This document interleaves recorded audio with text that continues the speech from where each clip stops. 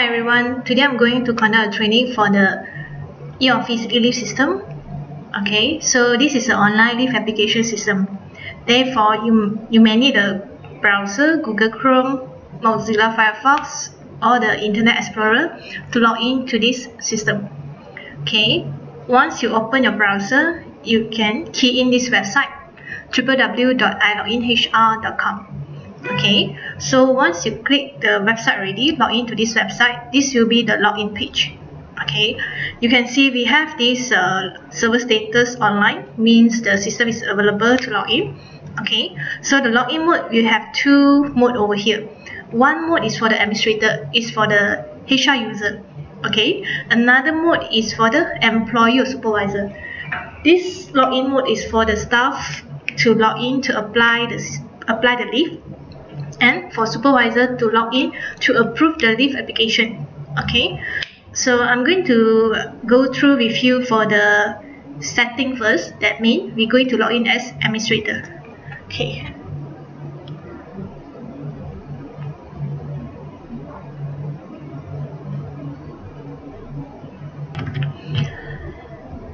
so from this login mode, you can fill up your company code over here.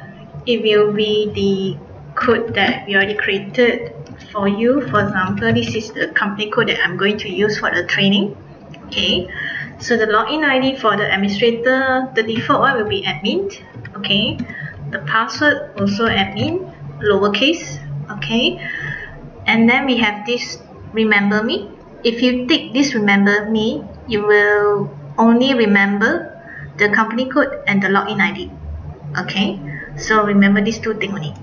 Okay, and then we also, in this login page, we also have this lost password. This function for lost password is only available for the normal staff, means that for the employee or for the supervisor. Okay, in case they've forgotten their password, you may advise them to click this lost password to retrieve the password or to create a new password. Okay, and then you also have this small link here. This is for the mobile version login. Okay, so mobile version login actually is more simplified, so you can have a look. Okay, so basically it's just very simple for the staff to log in by using their company ID, user ID, password. Okay, it's a different version from the desktop version. This is the full desktop version. Okay, so we try to log in using the full desktop version first. Okay, so log in. Okay, so once you log in, you will see this is our Eleave system homepage. So for this homepage, you will see on top, it will state the company name, the login mode as administrator or the staff name. Okay, the company code, the current year, and the date.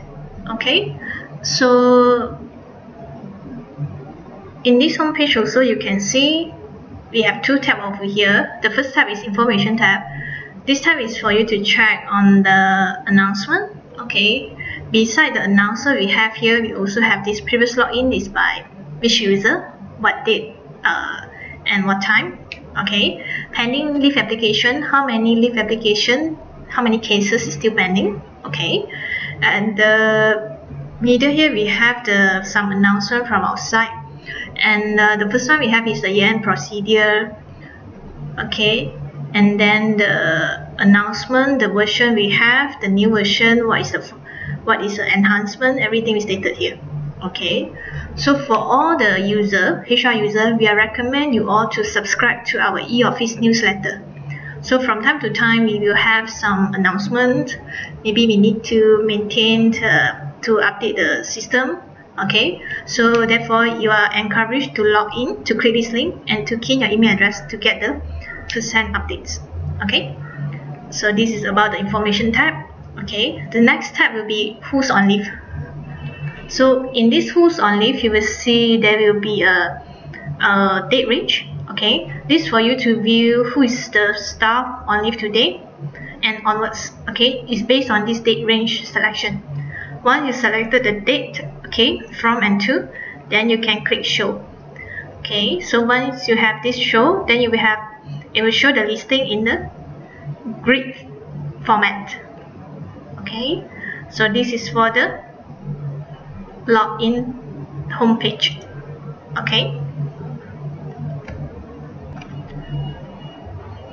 Okay, so the next setting will be on this system setup. So basically we have to go through all this setup before we can use the system. So I will go through with you one by one of this setting. Okay, so first thing you go to this company profile. So in this company profile, you may see the first setting is about this company selected period. Okay, the selected period here is for you to select the year for the system, okay, for the leave calculation purpose, and for the month. Okay, so for this month, okay, basically if let's say you are using the leave calculation based on the prorated basis, okay, or in other words you call that is a leave earned basis. Okay, therefore you may use and you may need to change the month from here every month. Okay, for example, if let's say I would like to have the calculation based on prorated basis up to June, because right now it's in June month. Okay, so I will click until June. So for the calculation purpose, it will calculate from January until June. Okay, if let's say the staff already joined in year 2017, so the calculation for this year will start from January until June. If 1 year, we call that we have these 12 days.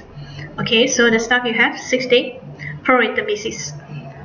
Okay, after that you will see all this company profile info. Okay, so you may fill up this one is for information purpose, and the next one is about this special setting. The special setting here, this is more to the SMTP host setting. It's for the email notification purpose. So example, if let's say the staff apply leave from the system, from the EOFFICE system, okay, once they successfully apply, one email notification will send to their superior, to their supervisor or to their HOD for the leave approval purpose. Okay, so we are sending out by using this SMTP host as stated here. Okay, so by default the sender email will stated this one admin@iloginhr.com. Okay, and the next will be this one on the advanced security protocol purpose.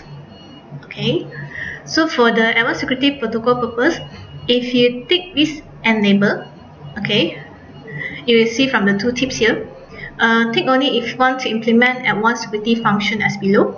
Okay, if you don't want to implement any of this function, the function of the advanced security means such as password complexity. Okay, password complexity means that whether you want it to be uppercase, lowercase, numeric, or symbol. Okay, password length, the minimum length of the password, minimum is 10, 20 characters, or 50 maximum. Okay, and the password age, whether you would like to have the system to control at the password expiry. Maybe within 3 months they need to change their new password. Okay, change to the new password every 3 months. Okay, and whether for the password, for each of the password they change, whether they still can use back their old password. Means that the system will have a checking on their password. Okay, so this is for the advanced security protocol. Okay, and then after that we have this next function is for the default tab admin. So for this default tab admin, okay, this thing is meant for the login. Is that every time when the admin login, you would like to have a default tab as information tab or the who's on leave. Just now we already go through with you about these two tabs. The first tab information basically is about the previous login, about the pending leave application, and about the announcement from our side. Okay, and this who's on leave tab is about the staff who on leave for today's date and the future date. Okay, it depends which default that you prefer. You may select from time to time also can. Okay, and for the employee, we have the default tab as well, which you can select from bulletin board up to the e-storage. Okay, so what we recommend is by default, actually it depends on the company practice or company policy. Okay, some will show my leave, means the staff own leave entitlement, everything. So once they log in, they can see how much they entitled, what's the taken, and the balance, everything. Okay, if let's say you choose the approving officer, okay, once they log in, they will see their default approving superior will be under which superior. Okay, so this is a few example. Okay, if let's say for my company, I prefer that the employee to have a default tab for the my leave, so I will select this one. Okay, so this is for this default tab setting, and the next and the last part will be this upload company logo. Okay, so currently I don't have any logo yet, so that's why it's empty. Okay, so if you have your own company logo, so you may upload from here, but we only accept this few picture type. Okay, so this is the few image type that we accept. Okay, and the size recommended is below 20 KB. Okay, for each photo, and the size, the width, and the height will be this one. Okay, you may refer to this instruction. Okay, once your logo is ready, you can just browse to select the file. Okay, after that, scroll up. Okay, once you upload the logo, where the logo will be appear, it will be appear on the top right here. Okay, so this will be the logo file. It will show in the square size. Okay, then the next tab will be the upload company banner. The banner, as you can see here, okay, the banner normally it will show in a rectangular size. Okay, and this is the same. You only accept this few image type and the size and the preference image. Okay, so where will be the banner appear? It will appear in this blue color background. It's at this background, blue color background. Okay, so that's about it. Okay, before I go further, okay, so I don't want to have any password security, so I can take this one. Then before I go any further, I will save my changes first, so click save. Okay, so that's it for the system setup company profile. Okay, so next we will have this e-bulletin. So the e-bulletin here is for you to key in or post any announcement or any memo, so that your staff will see the memo. So that's why we call this something like a bulletin board. Okay, so what can you put in here? Example, you can key in if let's say you just started to use this system, so we just put in welcome to EOFFICE Eleave system. Okay, so you can change the font, you can bold it. Okay, so the font you can change. Okay, any font that you prefer, the size of the font. Okay, maybe you prefer it to be bigger. Okay, and you may add in picture. Okay, if you have a picture file, a welcome picture file, you can upload it, but must use using your own hosting site. Okay, that means if let's say you have a picture here, insert or edit image. Okay, you will need to paste this image URL here. Okay, then the rest you can set out the width of the image, how big the size you want for the image, the alignment, everything. Okay, so this is for the to insert in the picture file. Okay, if let's say I just want to insert it, is quite simple, just one row of announcement. Okay, I just add in the smiley here. Okay, so just put this one. Okay, so this one will be my simple announcement to all my staff, the user. Okay, so I just save it. Okay, so this announcement that we key in is for the staff to see. Okay, so what we recommend you all to put here any memo or any announcement that related to the leave application purpose. Okay, maybe by year end that time the staff you have to just remind the staff to clear their leave before the year end, so you can put in some memo here. Any other latest memo, then you can just start in here. So you can just push down the old memo, then just put in just one line here, then add in the new memo inside here. Okay, so this is an example on how you create the new announcement and memo. Okay, so it's up to you. Okay, so this is for the system setup bulletin board. Okay, in bulletin.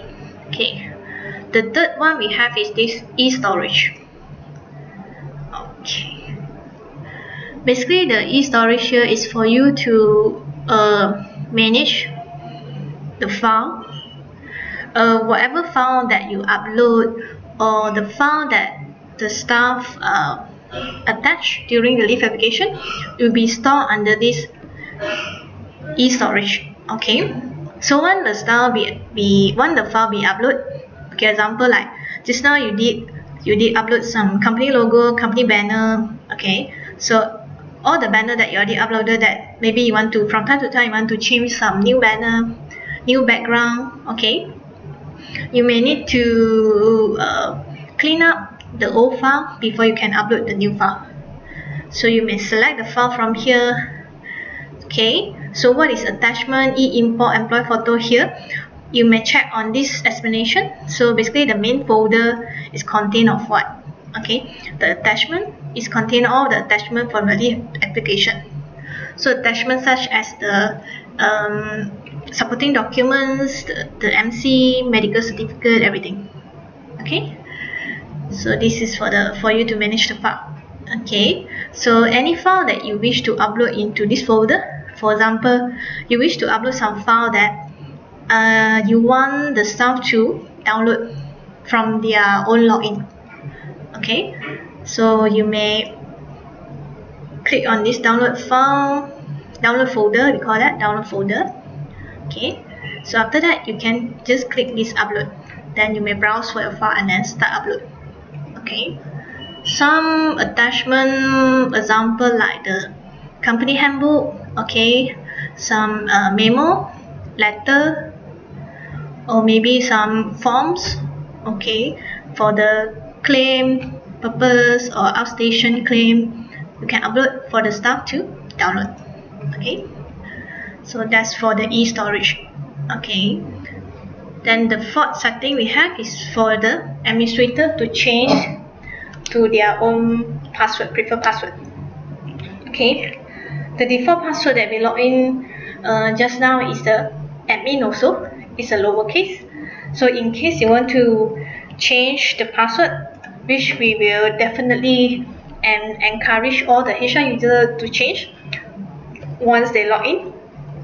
Okay, because it's quite the default password is quite easy to guess also. That's why we encourage all the users to change once they started to use the system.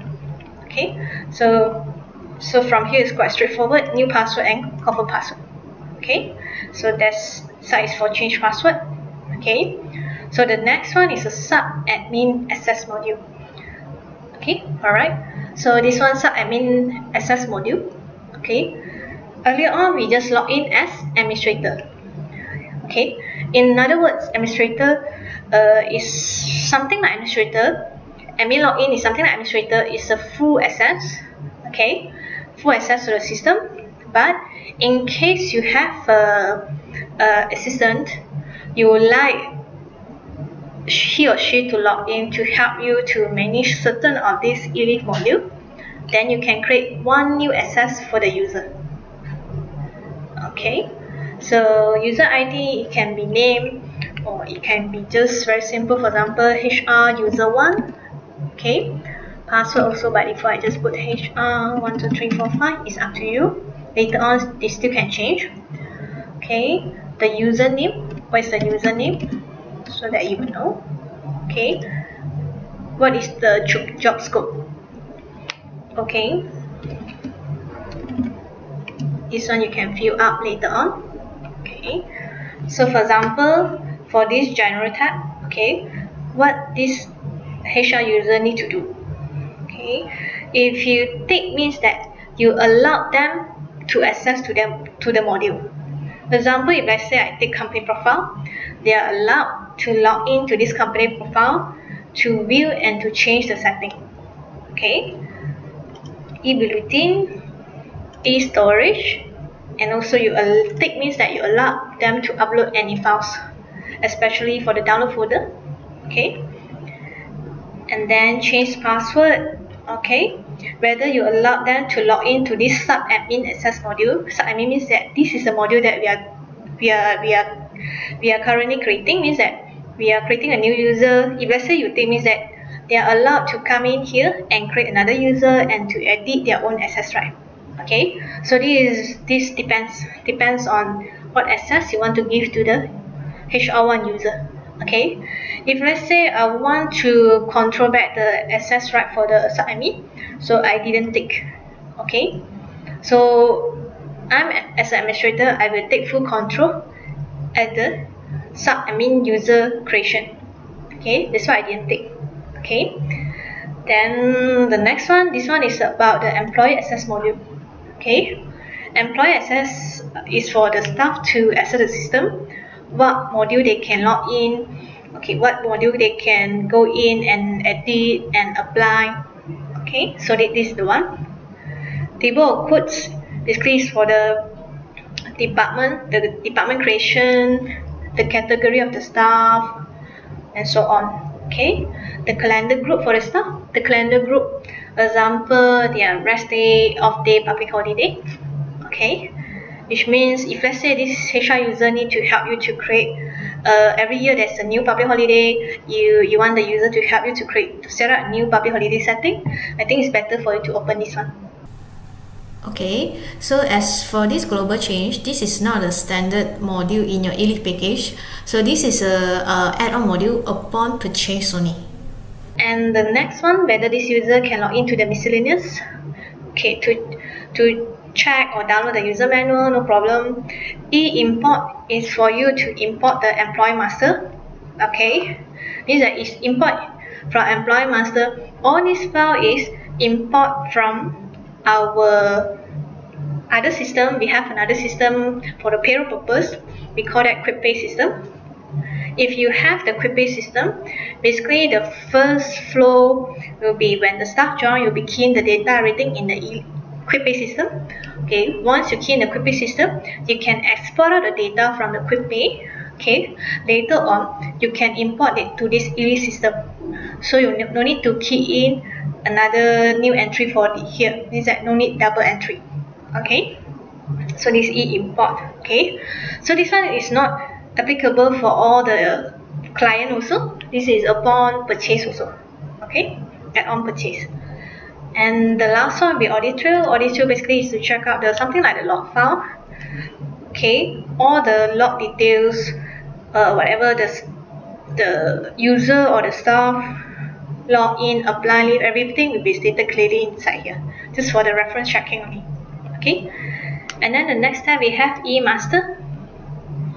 E-master here. So if you allow the HR user to log in to view the employee master, just tick. Means that view means log in to create, to edit everything. Okay, and then can this HR user do the batch module? example, to do the batch key in for the employee master, for the leave entitlement purpose, leave setup, okay, for the leave approval, and so on. Okay, as you can see here, I didn't touch on the employee claim because today training we cover only for the e-leave system only. Okay, we will have another training for the e-claim. That one will be conduct later on. Okay, we will have another video for that. Okay, then the next one, also we have this broadcast email.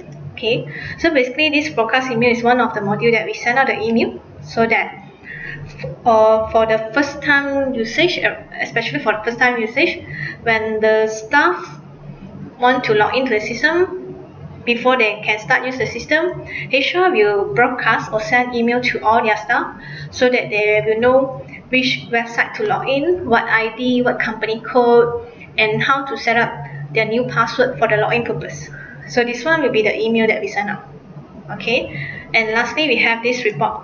This report is for the HR one to print out the employee master report. It consists all the setup, everything from their name, from their hire date, department, what leave they entitled, everything will be shown in this report module. Okay, then the third tab we have here is about more details, because this is about all the leave setup, the leave creation, leave time, leave entitlement, leave approval, group setup. Okay, so basically all these sub module later on I will cover okay in the next session, because all this setup will be stated here later on. I will go through with you one by one on this setup. Okay, so basically inside here, this is for you to set up what kind of module, what kind of function that you allow the user, the HR1 user, to access. Okay, if this is a user that you would like them to manage or help you to assist you on the data entry, everything, leave tracking, pre-report, then I will encourage you to take everything. Okay, also this one is based on your company practice. Okay, so how you current practice, so that definitely you have to match back with their job scope. Okay, then the rest is such as leave calculator, the report printing. Okay, so this export actually is to export the data, okay, from our e-leave system to the CSV file. So the CSV file, basically we cater the file that we export and to import to our another system. We have another system called time management system, quick TMS. Okay, it's for the attendance purpose. Okay, leave forfeit, burn leave module. Okay, calendar view and year-end closing. Okay, that's it. Okay, so for this sub module, don't worry, later on we'll cover back on that. Okay, so basically this is all the few setup that I take for this HR1 to access, then I save it. Okay, so as you can see, we already have this one user ID over here. Okay, username. Okay, so I just briefly key in the username, user description. Okay, so later on, if you have some more sub-admin, some more assistant that will helping you on the leave purpose, you better add another one for them. Okay, so that's under sub-admin access module. Okay.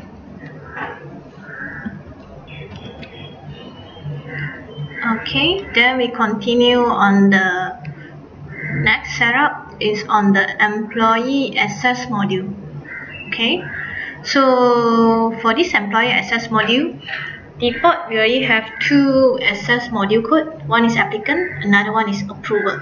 Okay, so the applicant here, if you log in, okay, so you may need to set up the access also, something similar to the sub-admin just now, but that one sub-admin is for the HR user. Okay, but this one is for you to set the access right for the normal applicant or normal staff or normal employee just to apply leave only for the leave application purpose.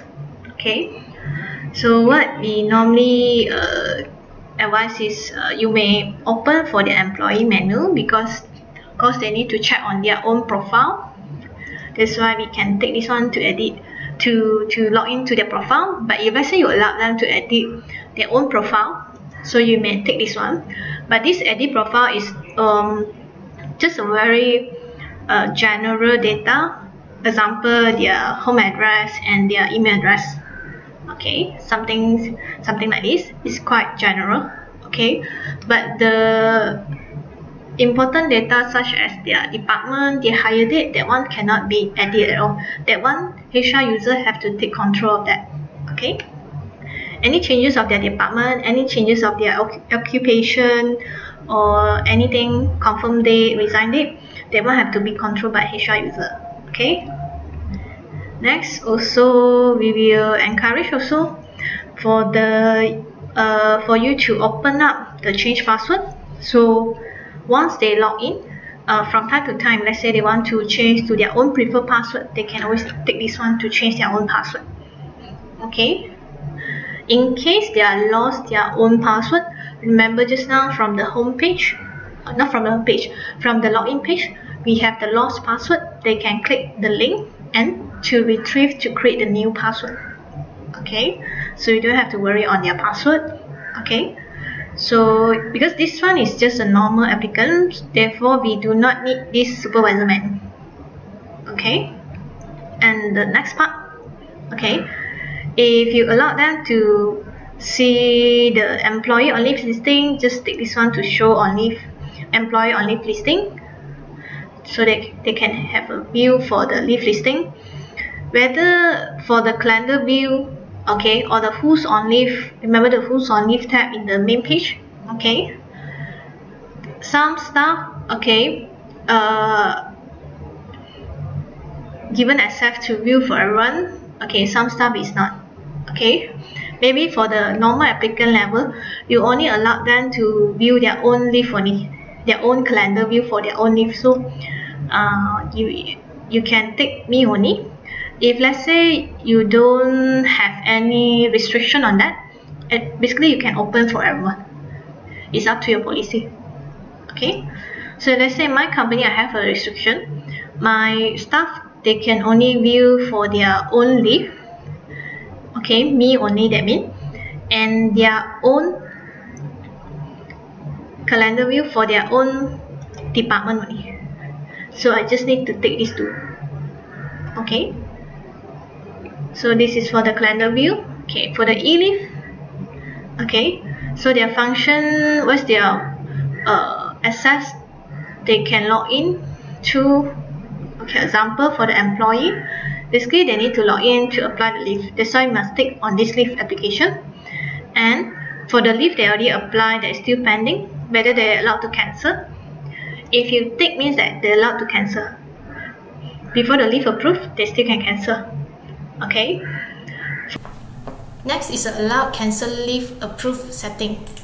If you enable this setting, it will allow staff to do the leave cancellation for the leave application that already been approved by the superior. They have to click a button called request cancel in order for the system to send a notification to the superior to do the leave cancellation. Then for this one, leave history is for staff to track back their past leave application history, not only for current year, for the past year also can. Okay, and the apply on behalf. Okay, whether you allow the staff to apply on behalf for other colleague or not. If you tick allow, okay, you may have a filtering also, whether they can apply for all. All means that for the whole company, everyone that you key in this employee master, so means that they can apply on behalf of all. Or if you have a restriction for that, maybe this applicant can only apply on behalf for their colleague within the same department only. Okay, so let's say you allow them to do so, so maybe we can do a filtering on department within the same department. Okay, so that's it. Time off. We have another module for time off. So the time of application is for you to apply the time of like 2 hours only. So currently in our EOFFICE system, we have a maximum time of application is only 2 hours. Okay, there's no 1 hour, there's no 3 hours. Currently it's only have 2 hours. Okay, and if let's say you do practice time off, then you may take for this one. Okay, and for the reporting, okay, this one, if you take report, means that this staff, normal applicant, they can print their own leave report. Okay, instead of they request a report from the HR department, they can just print by themselves. Okay, so that's it for the setting of the EOFFICE, because this past supervisor is another access code. Okay, so e-claim today we not cover on the e-claim, so okay, ignore this tab. Okay, so we just click save. Okay, so the access right that we go through just now is applicant. Okay, if let's say right now I go through with you on the approval. Okay, so we will see almost the same setting right just now. Okay, because this approval, if let's say even though this is approval, they still need to apply their own leave, right? So therefore they will have their own employee menu as well. This, okay, same like the applicant just now, just that they have additional module which called supervisor menu. Okay, same goes to this calendar view or who's only. If you allow them to view me only and their own department, you can take. Okay, but for approval, normally we recommend that they will have another one called my subordinate. Okay, so that they can do a filtering to view their subordinate calendar, so that they can see clearly which of their subordinate is on leave on which day. Okay, so that's the one for calendar view, EOFFICE. Okay, same setting. It's because they have to apply their own leave, cancel, leave history, apply on behalf, same thing. Let's say we do the same access right. Okay, time off report. Okay, so the new thing that we need to set up here is supervisor. Okay, this supervisor basically is meant for the approval. Okay, some company they call it approver, some they call it supervisor, HOD, manager, any name. Okay, the purpose is to approve or reject the subordinate leave. Okay, and then if we enable this setting, subordinate leave entry, and enable create or add button. If we enable this function, means that the supervisor basically will have the same admin rights, means that they are allowed to create the leave application for the staff. Once they create, it's considered approved. Okay, so this is for the supervisor to help to manage the leave application from their subordinate purpose. Okay, this one also depends on your company policy. If your company policy do have this special job scope for the supervisor to help to monitor on the leave, then you can take. Otherwise, if let's say everything about the leave application is back to the HR to manage it, then better don't take. Okay, means that supervisor is solely on to approve or reject their subordinate leave application. Okay, so this one is just for creation of the leave entry, and this one is something similar to that one also, but this is to do adjustment. Leave creation also, but adjustment purpose. Adjustment, it can be like something like replacement leave. Okay, example is, let's say staff working on a rest day. Okay, if let's say when the staff working on the rest day and company decided to give them another 1 day replacement, 1 day leave entitlement for them. Okay, what you can do is you can do adjustment. Okay, so whether this module also you would like to have the supervisor to help you to monitor, or is back to the HR to help you to manage. Okay, so it's up to you, up to your company policy. Okay, company practice. Okay, so let's say my company, all this leave application, leave adjustment purpose is back to the HR to monitor, so I didn't take. Okay, then this report, okay, this report here is for supervisor to print their subordinate leave report. Okay, this one, remember this one? This is to print their own leave report. Own means that if this is supervisor, okay, this is the supervisor who would like to print their own leave report, they need to go to the employee module there to print. In case they want to print their subordinate report, they have to go to the supervisor module to print out. It's two different reports. Okay. And for this one, last one, enable email reminder. Okay. If you can see from two tips just now. Okay. Allow email reminder of pending transaction to be sent to superior. Okay. Example like the leave that is still pending. No one taking any action yet, means that the supervisor forgotten to take action or they miss out. Okay, so for our system, we will every day we will send out a reminder to the superior to notify them how many transactions are still pending, means that the number of transactions is still pending. Okay, we won't send back if let's say under the superior there is a 10 staff, okay, who apply leave, whose their leave is still pending. Okay, we won't send from the 10 email. We will send in one email but stated 10 cases, 10 pending transactions. Okay, so for this case, when they receive the email, they have to log in back to their Eleave account. Okay, the superior have to log in back to the Eleave account to approve or reject their subordinate pending leave application. Okay, so this is for the Eleave setting. Okay, so we save this one. If you like to create a new employee access module for a different group of staff who have a special access right, you can add in a new access module over here. Okay, you just click add. Okay, and then you just key in the code here. Okay, so my one will be just a normal applicant, just that so this applicant I just put type as applicant 2. Okay, so this actually this group of staff actually they have the employee menu just like the rest of normal applicant. Okay, they can view their calendar, my department calendar of course, and for this group of staff I will be giving a special access which they can view a calendar view of who's on leave for everyone in the company. Okay, or okay, under Eleave tab. Okay, so this applicant of course they are allowed to apply the leave as usual. Okay, but this group of staff is not allowed to apply time off. Okay, so this is the sample of the special access module for employee. Okay, next one is the table of codes. Okay, so table of codes here we have the subcode for you to create. Example, the default one will be something like department, the staff occupation, qualification, and so on.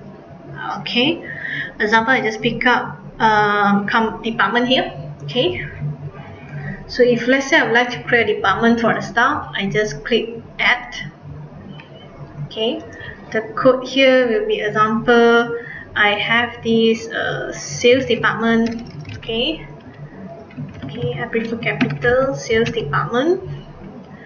Okay, then my company, if I say I have packaging, purchasing. Okay, this is so-called department, HR, accounts. So we can just create from here. Okay, so this for the department, you just add, put in the code and description. Okay, same goes to the rest of the code. Example like call center. Okay, so what kind of call center you will create? Normally call center they will create for the depends on you are in which field. If let's say if you have a different branch in a different state, okay, so you will need to create HQ, Malacca branch, Johor branch, okay, Kedah branch. Okay, so we will create inside here.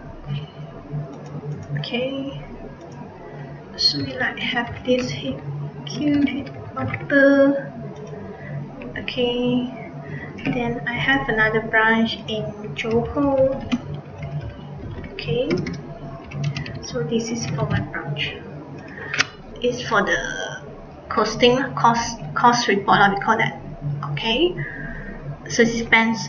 If you have this cost center, it's easier for you to do a sorting for reporting. Okay, then we have this company. Okay, company normally, if let's say you have a group of company who using this EOFFICE system, for this whole group of company, everyone is logged in using the same code. Okay, so therefore for your reporting, if you would like to group them in a different company, we will encourage you all to create a company code over here. ABC company, DEF company. Okay, so for the reporting purpose. Okay, so I just want to create example. I have the staff occupation. So I have this HR manager.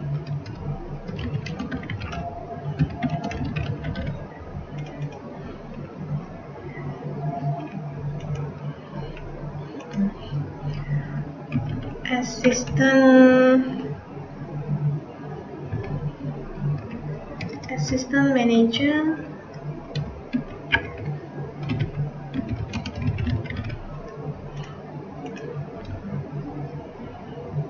Okay, so you can put in detail assistant manager for accounting, for storeroom, anything.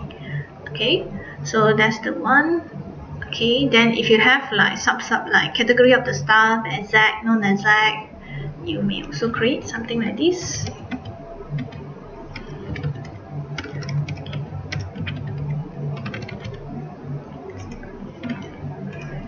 Okay, so normally I will group into two groups, exact and non-exact. So the reporting sorting. Okay, so already given few examples. Okay, and if you notice also inside our table of code, we have this called clinic or hospital. This clinic or hospital normally is for the leave claim purpose. Remember, we have this leave application for the you call it medical leave or sick leave. Okay, if the staff attach the medical certificate, okay, together with the medical claim receipt, okay. So let's say for the claim purpose, if you wish to key in our EOFFICE system just to monitor and for reporting, therefore you may need to create a clinic or hospital. Okay, you just add a new clinic name over here. So it depends how you like to create the clinic. Okay, for example, this is clinic 1.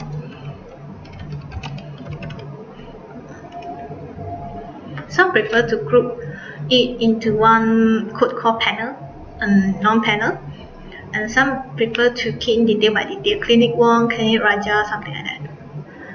Okay, so this is for the reporting. Okay, so that's all for the code.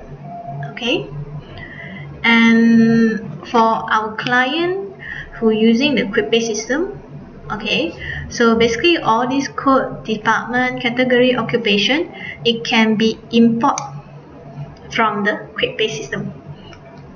Okay, so remember just now we have the function called import. It will import together with the employee master with their details, department, everything into this code.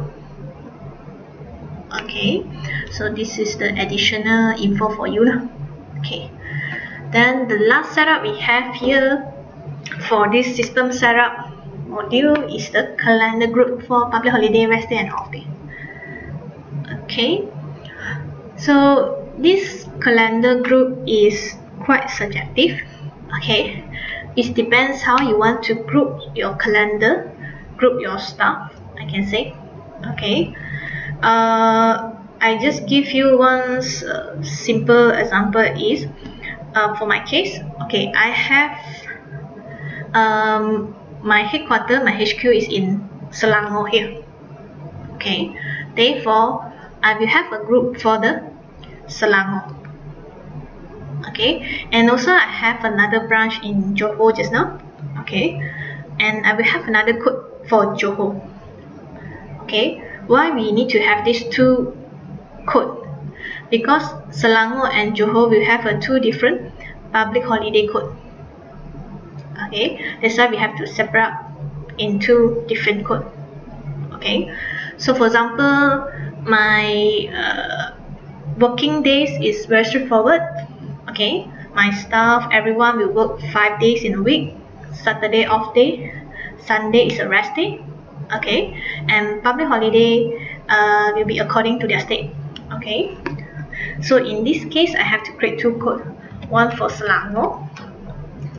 Okay, so I just add, another one is for Johor. Okay, as you can see we have Johor, Selangor, and this is the PH public holiday, RD rest day, and the OD off day. Okay, so let's set up for the Selangor first. Okay, so if you click into this Selangor, okay, so if you can see, once we click into Selangor, okay, we have the code here. Okay, we have two different sections, public holiday section, off day and rest day.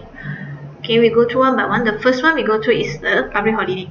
So for this public holiday, we already have the default holiday for you to select.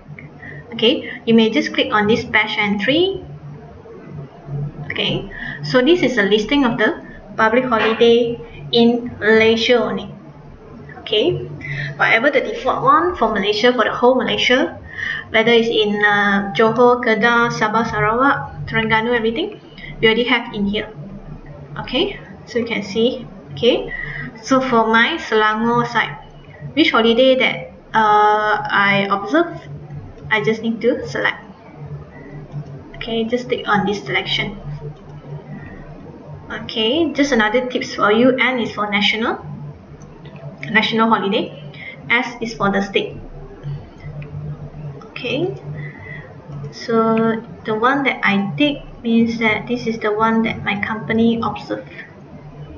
Okay, so basically my company observe all the national holiday, example Awal Muharram, New Year. Okay, then Thaipusam also we have. Okay, then the rest like Nuzul Akruan. Okay, and my state is Selangor. Definitely I will have this Selangor, Sultan of Selangor birthday. Okay, the rest is for other state. Okay, that's it. Okay, this is all the public holiday that my company entitled. After I do the selection, then I just click add. So this pop-up message will prompt for you to continue. Are you sure you want to proceed? Just click OK. So once completed, this is our holiday listing. Current view is for 10 record per page. You can change the record per page here. 50 is the maximum, actually more than enough, 50. Okay, so the current holiday that I have here is 18 days. Okay, so from top to bottom, all the holiday you can sort by the date also. Just click on this by A to Z, header this one. Okay, if you prefer listing by date, just click on this header, date. Okay,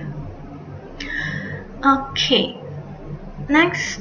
Okay, you may see and you must be asking also, what about those holidays that fall on Sunday?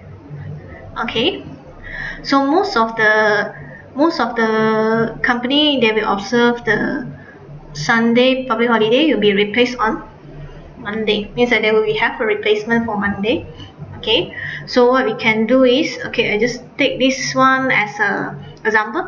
This one Malaysia Day. Okay, so Malaysia Day. Okay, currently 16th of September is on Sunday. Monday will be replacement.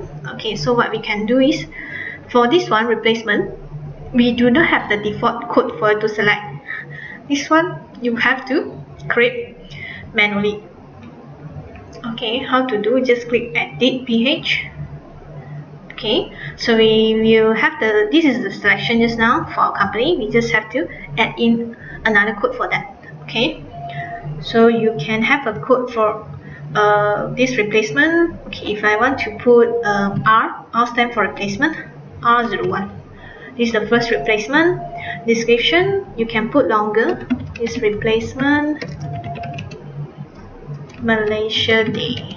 example. Okay, then our selection for the code, example 16 is on Sunday, right? Okay, Monday, my company going to replace on Monday, so I select 17, then add new.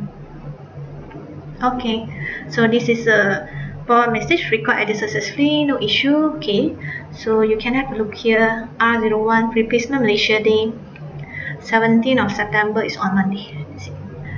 Okay, so this is how you create the replacement. Okay, for the replacement leave for the public holiday.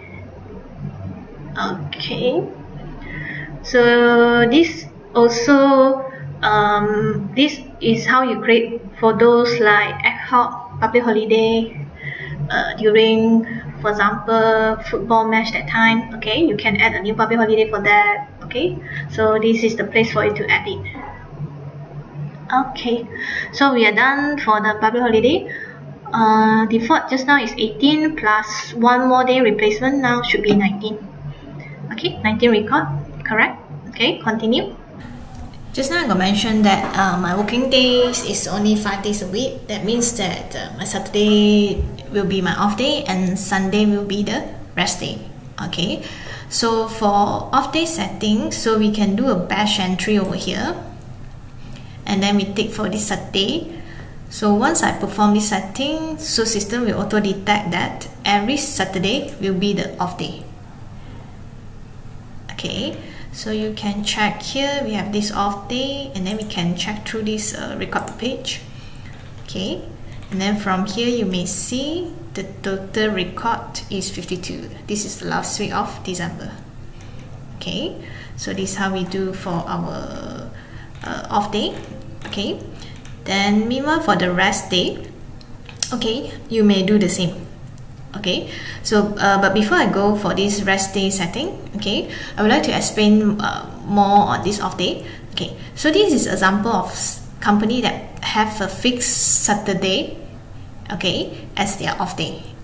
Okay, so if let's say those company off day is different, okay, maybe it's in like in an alternate Saturday. Okay, so for this kind of case, that for alternate Saturday, they cannot do this bash entry anymore. They have to edit the off day here. It means that they have to put in the code over here.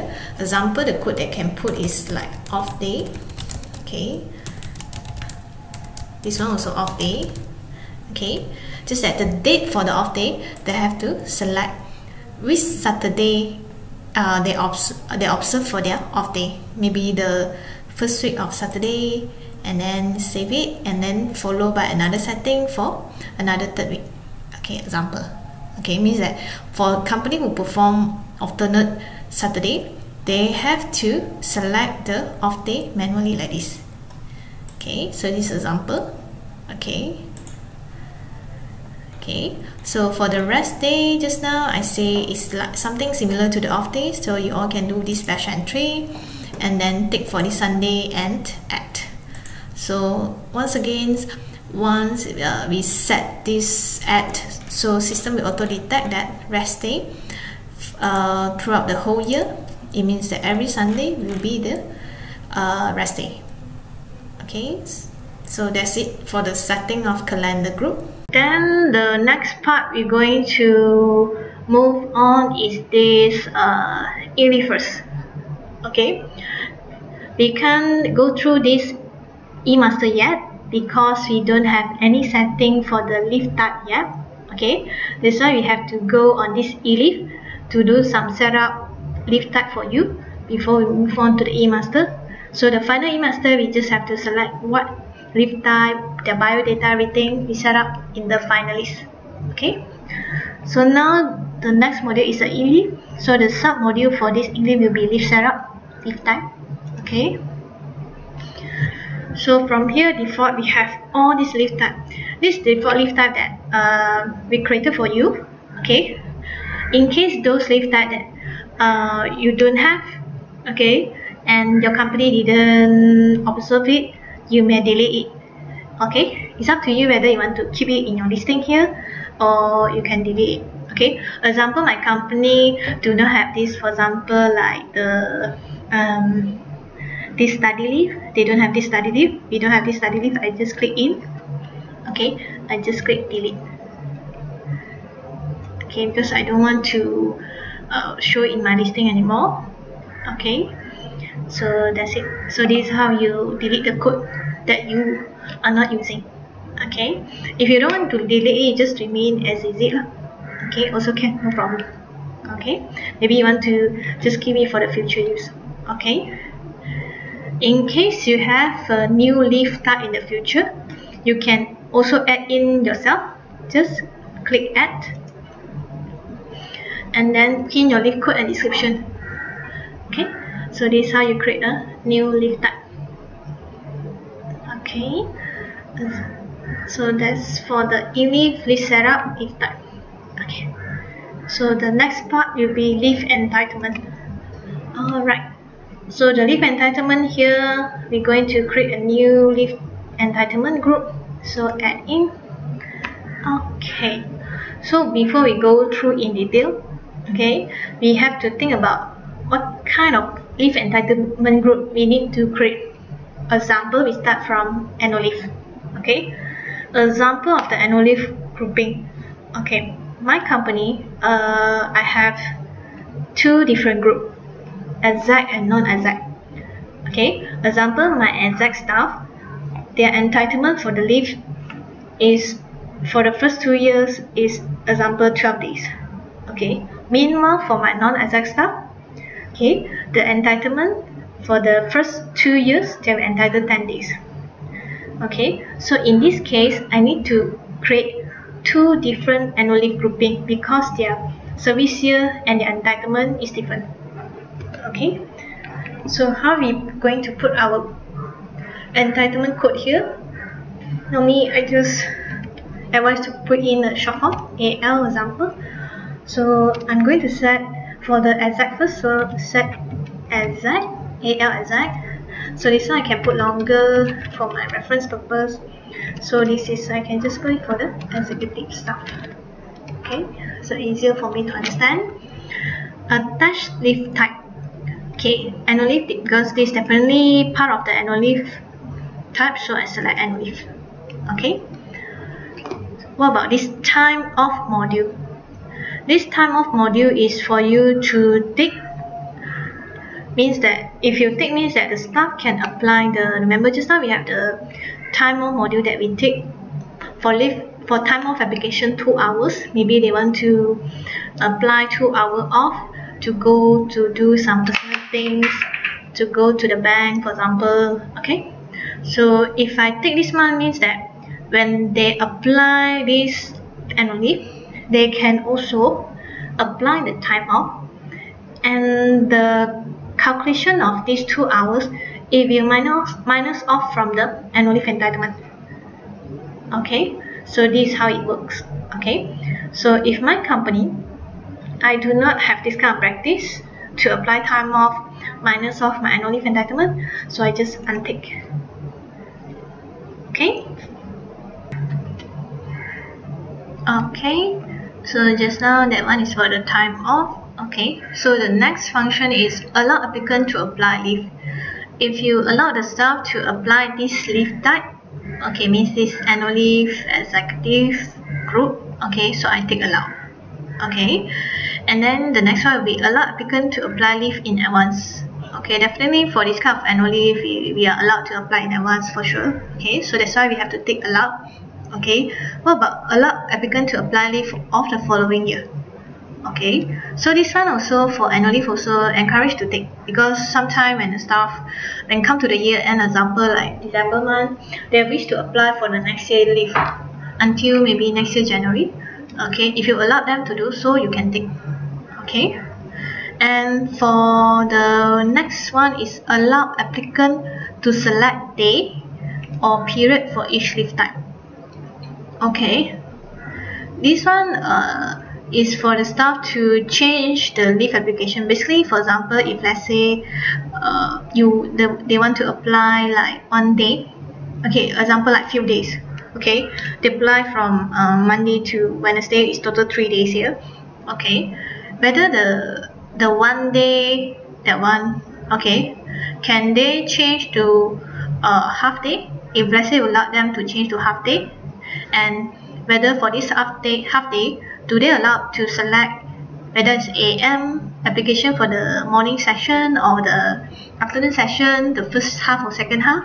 Okay, if you allow for the changes of the day selection of the period, then you can take. Okay, and this one is allow applicant to apply half day leave.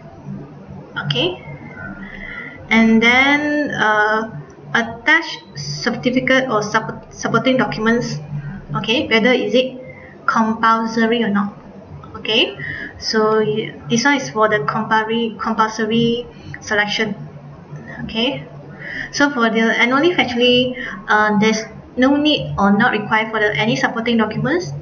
That's why we didn't take. Okay, take means that force employee to attach file during application. Okay,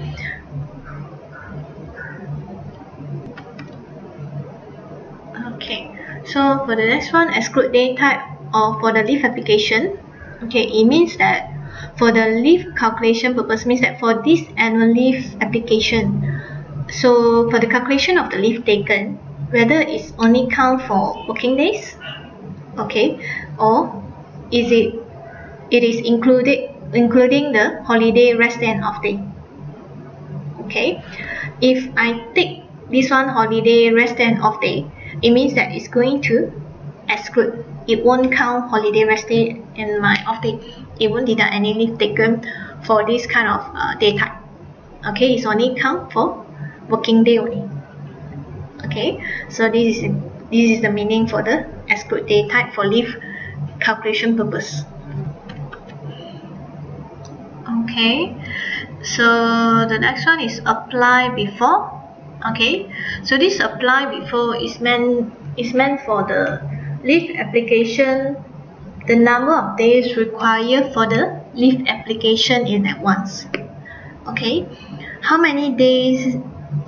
It depends on your policy. How many days that your company require for the staff to apply the leave, the annual leave especially. Okay, most of the company they have a rules for that. They can't simply just apply the leave anytime. Okay, they have a rules like 3 days before, 5 days before, 7 days before. So this is where you set the setting of number of days. Okay, if a company have a policy that they must apply at least 5 days before, so I key in this 5 days. Okay, number of days they require. Okay, and below this apply before, we have this same thing, exclude day type, rest day and off day. This three is something similar to that just now. This one, the first one is for the leave calculation purpose. The number of days, leave days taken will be counted during the leave application. But for this three is whether during these 5 days before, does it count for Saturday, Sunday and the holiday, or it count only for working days? Okay, if I take all this, means that it count for working day only. If my company do not want to count working day, is something like count every day. Sunday also count as 1 day. Okay, so that means I have to untick it. Something like this. Okay, 5 days before, easier for calculation for the leave. Okay, so my company do practice this one. Okay, so every day count. Okay, 5 days before, Saturday, Sunday, holiday also count as 1 day. So this is how we set. Okay.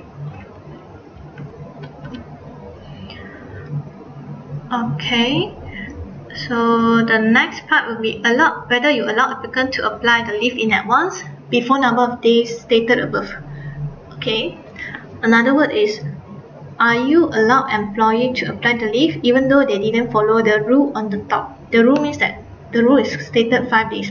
Company policies handbook stated annual leave must be applied 5 days before. Okay. Okay. What if they have an emergency case? Okay, they have to apply 2 days before the kind of case. Okay, so for this kind of scenario or case, if let's say you still allow them to apply the leave, then you can take like this. Okay, but you can add in additional remark here, because this remark will automatically show in the leave reason if they do not fulfill the number of days. The number of days that we mentioned here is 5 days. If they do not fulfill the 5 days in advance, this remark will show in their reason. When they apply the leave that time, they need to key in the reason. What is their reason for applying leave for? So this message example, emergency leave, will auto show in their reason field. Okay, they can't amend, they can't delete, it's auto show. Okay, so this is the additional remark you can put in. Okay, so this is the example for you. Okay. Okay, so that one is for the additional remark. Okay, the next function is this one, apply within. Okay, before this we have apply before. Before the leave application happen, the leave apply. Okay, they have to apply the leave in advance. This one is after that. Okay, this is past after that. Okay, so after they on leave, only they come back. Okay, do you still allow them to apply the leave? As we mentioned just now, we have like emergency scenario, emergency case. They have to apply the emergency leave. Okay, some company they do allow staff to go for emergency leave and then come back, only apply the leave. Okay, in this case, we have to allow applicant to submit the backdated leave after number of days stated above. Okay, if I say my company allowed them to apply the leave after they went for emergency leave, I take allow. Okay, so the same remark I will put in is this is auto show in their reason that is emergency leave as well. Okay, so the question is this apply within, what should we put here? Okay, because they already went for on leave.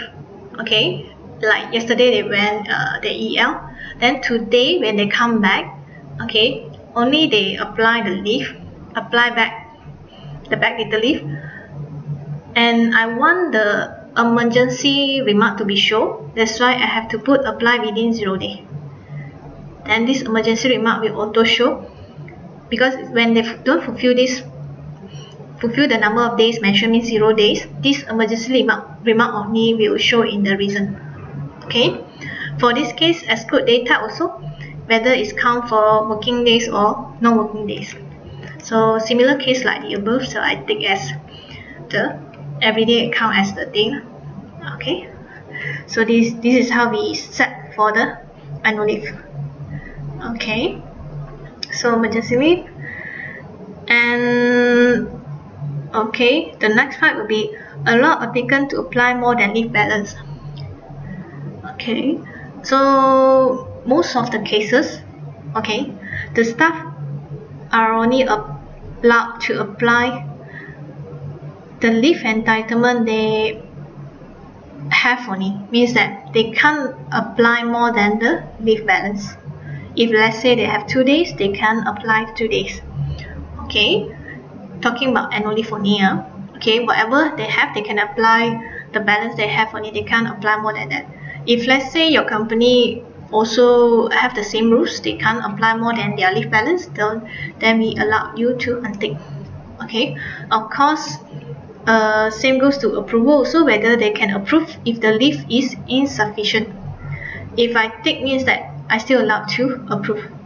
By right, if I say this one block already, still can't approve anymore. But to be safe side, normally we allowed to untick, so that it will block from the approval to approve if let's say leave balance is insufficient. Okay, so this is talking about the normal leave application purpose. Okay, what about this one, maximum day per leave application? How many days they can apply for each leave application? Okay, in one leave transaction, how many days they can apply?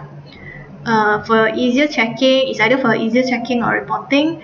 If let's say you have your own default, like they can apply maximum 14 days per leave application, then you can set 14. Okay, if you do not have any rules for that, then you can just put more than that, 99. Means that unlimited, whatever their leave balance. If they only have 2 days, maximum they can apply is 2 days only lah. Okay, if let's say they got 20 days, they can apply 20 days in one shot, in one leave application. Okay. Okay, then the next field is allowed to apply leave after when. Okay, this is catered normally for the new joiner. Okay, it's for the checking purpose.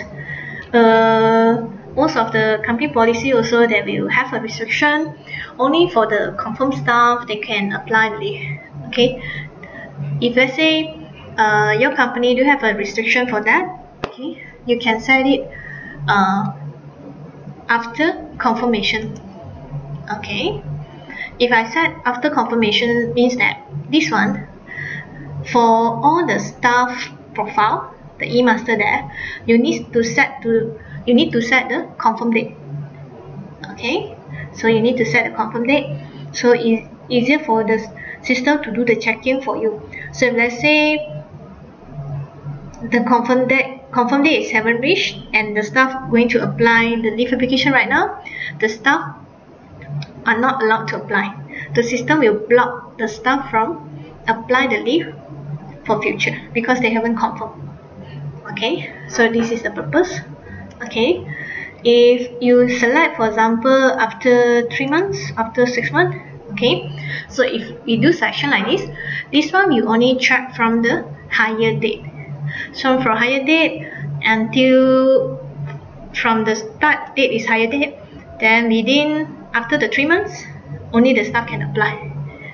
Okay, no matter they confirm or not, after 3 months the staff allowed to apply. This is for the 3 months selection. Okay, so this one really based on case by case, based on company practice and company policy. Okay, and if you do not have any restriction for that, the staff can apply anytime, even though they are newly joined, then you put immediately.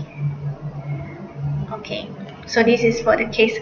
So example, for my setting, my staff are allowed to apply after they confirm, so I need to set as confirmation. Okay, so this is how we set for the setting of allowed to apply leave after when. The next function is allow applicant to cancel leave after start or expiry date. Okay, it means that whether you still allowed to cancel the leave, okay, for those leave type is still pending. Okay, whether you still allow them to cancel after the on leave date. Okay, if you allow to cancel, you can tick over here. Okay, then you can put a remark over here, example like leave cancellation, so that you can have a remark whenever the staff cancel the leave that already been expired, okay, already more than the on leave date. Okay, once they cancel, this remark will come up. Okay, and then after that is allow applicant to use previous year bring forward leave only. Okay, this normally for the company who only allow the staff who to use their last year entitlement. Example like the first year entitlement, they do have the entitlement for the leave, but they are not allowed to take for the first year entitlement. So when it comes to second year, they are only allowed to take last year entitlement. So bring forward, because the first year they entitled but not allowed to take. Means this example 12 days per year. This 12 days is carried forward to the next year. So when it comes to next year, they will use the bring forward leave only. So this is meant for that kind of scenario. Okay, so this is for the leave last year bring forward leave setting purpose. Okay, then the next setup is about the leave entitlement type. Okay, so the leave entitlement type means that basically this is for the leave calculation purpose. Okay, we have about 5 leave entitlement calculation type over here. The first one is the full 12 month and prorate not required. So actually this one normally is used for those leave type like sick leave, maternity leave. There's no need to have a prorated calculation or anything. For example, sick leave, we are given sick leave 14 days. Okay, no matter they join in which month. Okay, which month of the year. Okay, they still entitled full straight 14 days. Okay, so this is meant for the full 12 month prorate not required, only for the sick leave, compassionate, maternity. So this kind of leave type. Okay, and for the leave earned until current month, the second one. So this understood. This normally is for the used for the annual leave, mostly used for the annual leave only. Okay, I can think only the annual leave have this kind of entitlement. Okay, so means that it's based on prorated basis. Okay, and earned leave based on the month. For example, like if let's say we talk about the very strict 1 year, they have 12 days entitlement. Okay, if they join first month, so they join in June, they entitled 1 day. When come to July, they have entitled 2 days. Example. So it's month by month prorated basis. Okay, this earned leave basis. In other words, okay. The third one is leave earned until December. Means that the calculation will calculate up to December month. Okay, so even they join in month of June or July, the calculation will auto calculate from the date of join, the month of join, until end of the year, December. If they join in June, they have entitlement. If let's say 1 year 12 days, they have 6 days, half of it. Okay, so it's based on the current month up to December calculation. Okay, so this is for the leave earned until current month. Leave earned until December. Okay, so the last two, leave earned until current month with condition higher year as first year. This one is very can say it's a special case. Okay, I believe some company they do opt for this calculation because this one is for the calculation when they don't look at the higher date. They didn't look at the higher date, or they do not use the higher date as a calculation purpose. Okay, they only look at the year they joined. Okay, if let's say the year they join is in October 2017, so now we are already in year 2018. So last year consider first year, this year consider second year. So they are entitled second year entitlement. Okay, so this is how they count. Okay, because some company, if let's say we're talking about the first just now leave earned until current month, this is very detailed calculation. It will count from higher date. So the higher date will come from, example, if let's say they join in month of October just now, so October 2017 until the next year 30th of September is only count as 1 year. 1 year of service from the day it joined. Okay, but for this year, for this calculation, leave earned until current month higher year as the first year. This is condition, means that they will count the higher year as the first year. So join in October 2017 is already considered first year, no matter what month you join. Okay, then now we are in year 2018, so you already consider as second year of service. Okay, but the calculation is still up to current month prorated basis, but the service year is more than that.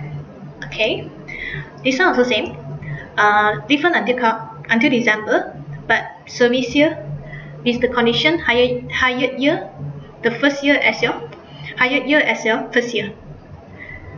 Almost the same like just now. Okay, so this is for the leave entitlement type. Okay, and we also have this one, leave entitlement rounding. So the leave entitlement rounding here, we have by default is always round nearest to 1 day. Okay, but we have other calculation in detail also for your selection. In case some of you to opt for rounding up, down, or nearest half day also we have. Okay, so this one is case by case basis. So if you want me to explain on this one, if let's say rounded nearest 1 day, okay, if the calculation is example like 2.49, when you take a calculator or take anything based on our system calculation to calculate by 12 months, example, something like that, from their higher day onwards, okay, when they calculate, final calculation is 2.49. So if I select round nearest to 1 day, it will round to 2 days only. Okay, because it's 2.49 becomes 2 days. Okay, it's 2.5, it's become 3 days. Okay, of course 2.7, 2.0 is become 3 days lah. Okay, so this is for the rounding method. Okay. Okay, so the last setup for here is when balance equal to 0 or negative value, automatic convert to what leaf type you have. Okay, this is only when the balance is equals to 0 or negative value, then it will convert to other leaf type. For example, the leaf application that we are setting up right now is the annual leaf. If let's say the staff annual leave is already 0, okay, or is already 0 negative, then when the staff apply this annual leave, I can set it to convert as NPL. Okay, this is an example. Okay, so this is an example when you're setting up this setting, when balance equals to 0 negative value, automatic convert to what leaf type. Okay, so this is the function for that. Okay, so that's it.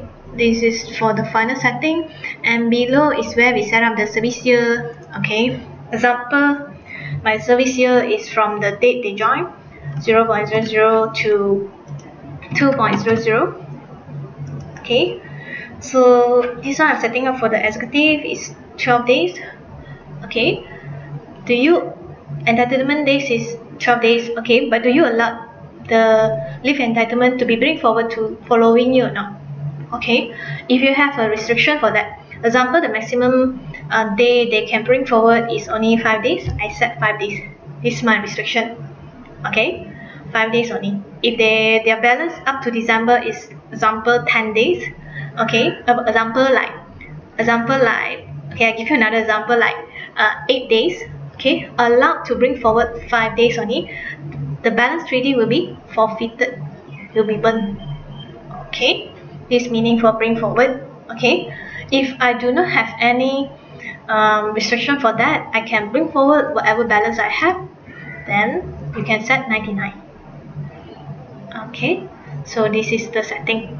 Or if you don't allow to bring forward any leave balance, okay, whatever their leave balance is, they have to clear off. If let's say there's still a leave balance up to December to be carried forward, it will be all burnt.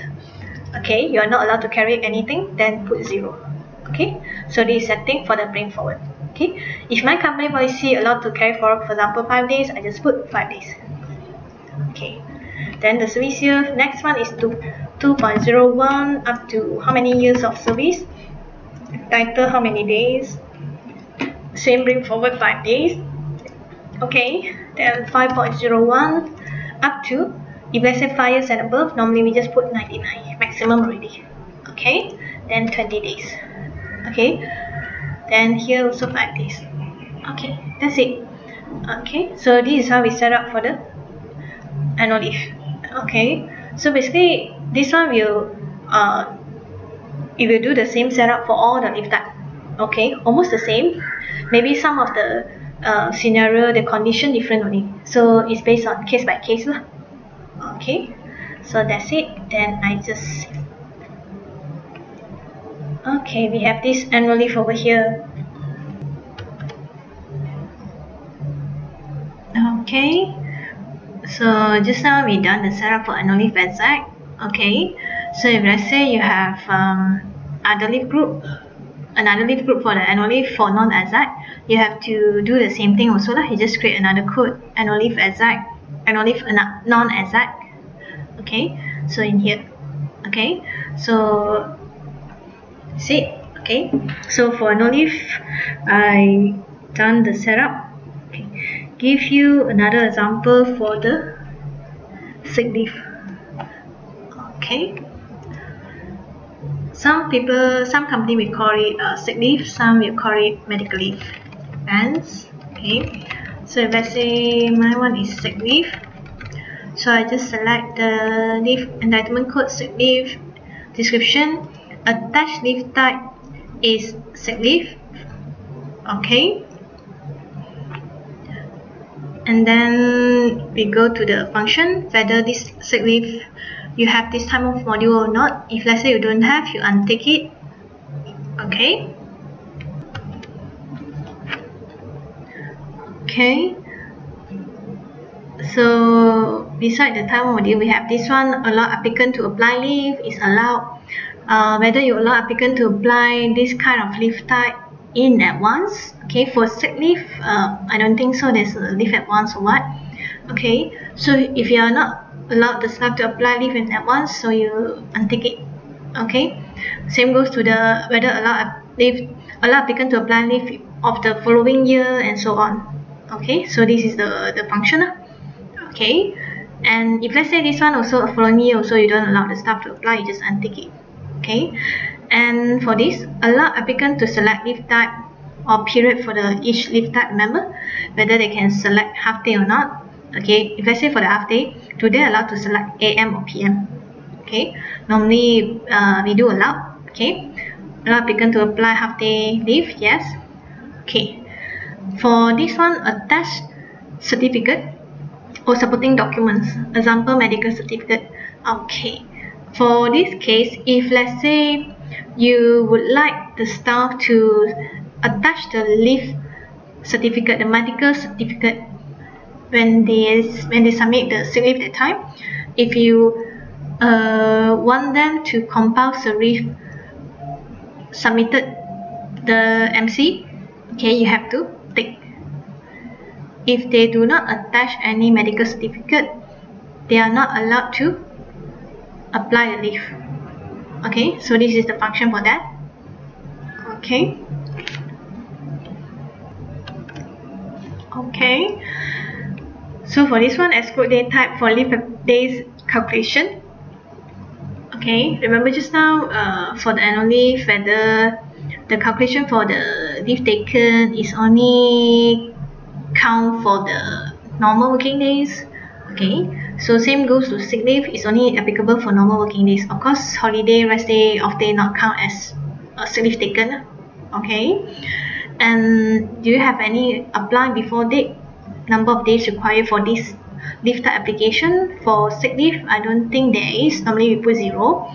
Okay, okay, allow applicant to apply leave and once before number of days above, definitely don't have lah, because normally they will apply after they come back. After they come back from the sick leave. Okay, therefore we can put here apply within how many days. Okay, so this one normally you can set some restriction, because when they come back from the sick leave, they need to submit the MC. Remember, they need to submit their medical certificate. Okay, therefore you will have the number of days they require for this leave submission. Example like they went for 1 day MC, they come back. Okay, then within how many days they need to submit. So if let's say my policy is 3 days, okay, so I put 3 days here. Apply within 3 days means that after they come back within 3 days, okay, they have to submit.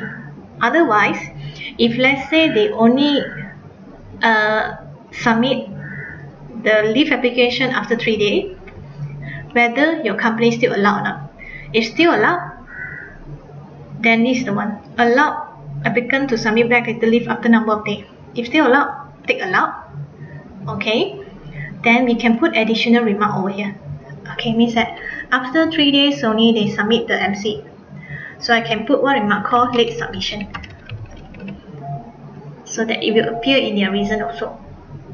Okay, so if let's say this 3 day is within the, how to say, the not only for working days, is everyday count, then I just take something like this. Okay, and then allow applicant to apply more than leave balance, of course cannot. Approve more than leave balance, of course cannot. Maximum day per leave application. Okay, for sick leave default, if let's say according to the Labour Act, the maximum application is 22 days, so we can set 22. So normally is allowed to apply leave after immediately. Okay, so we just put it as default immediately. Okay, allow applicant to cancel leave after start or expiry date, normally don't have. Previous year bring forward not applicable. Leave entitlement type, yes, this is the one that we explained earlier on. So normally for sick leave, there's no calculation, there's no calculation for prorated. Okay, it's not prorated, and basically it's calculate and full entitlement. So we have to select full 12 months. Okay, if entitlement rounding, just leave at default is nearest to 1 day. Okay, so the service year here, if let's say I set as default like the Labour Act calculation, so I will set 14 days. Okay, so bring forward is 0, not entitled to bring forward until up to 5 years. Here is 18 days, then this one is 0. 5 years and above means maximum. This one 22 days, also cannot bring forward. Okay, so this is how we set. Okay, that's it for the sick leave. Save it.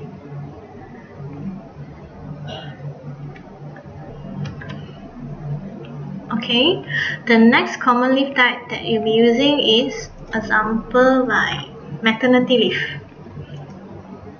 So I can just put short form called MTL, then with maternity leave. Attached leave type is maternity leave. Okay, time off don't have. Allow applicant to apply leave. Allow applicant to apply leave in advance. Definitely yes. Following year, it could be possible that, because normally maternity leave is 60 days, is quite long. That's why it could be happen that it cross year. Okay. Allow applicant to select day for period of each leave type. Okay, so this one is whether you allow them to select or not. If you don't allow to select, okay, so you can block. Don't have half day, supporting document. Is it calculation for working days only or everyday count? If let's say for maternity, normally is including the Saturday, Sunday and public holiday, then you have to untick. So it will not exclude, it will count as 1 day also. Okay, and then for this one, apply before. This one also I can say is much more depends on your company policy, whether it's apply before, you have applied before policy or not. Okay, some they put 7 days, some they don't put, it depends. Okay, so you can put this one. Okay, still allow them to apply. Okay, whether it's only for working days application or what. Okay, and then apply within how many days means that this one could happen that after they went for maternity leave, only they come back to apply. Okay, it could happen like that also. So this one apply within how many days means that you can't put, for example, they come back after they come back from 60 days of maternity, means that within 3 days after they come back, you can't put 3, because this apply within is they count from the start date, so it can be more than that. Okay, so we put like extra 3 days example. Okay, so this is how you set. Okay, do you want to put remark if let's say after they come back within 3 days, they forgotten to apply or what, you want to put one late submission. If yes, then you can just put here. Okay, so more than leave balance definitely cannot. Maximum per leave day application 60. Allowed to apply leave after, immediately, or after confirm. Okay, this one also depends on company policy. Okay, then all this is full 12 months, prorate not required. Okay, service year is 0 until 99. Then this one is 60 days, cannot bring forward. Okay, so this is how we set for maternity leave. Okay, so that's it, save it.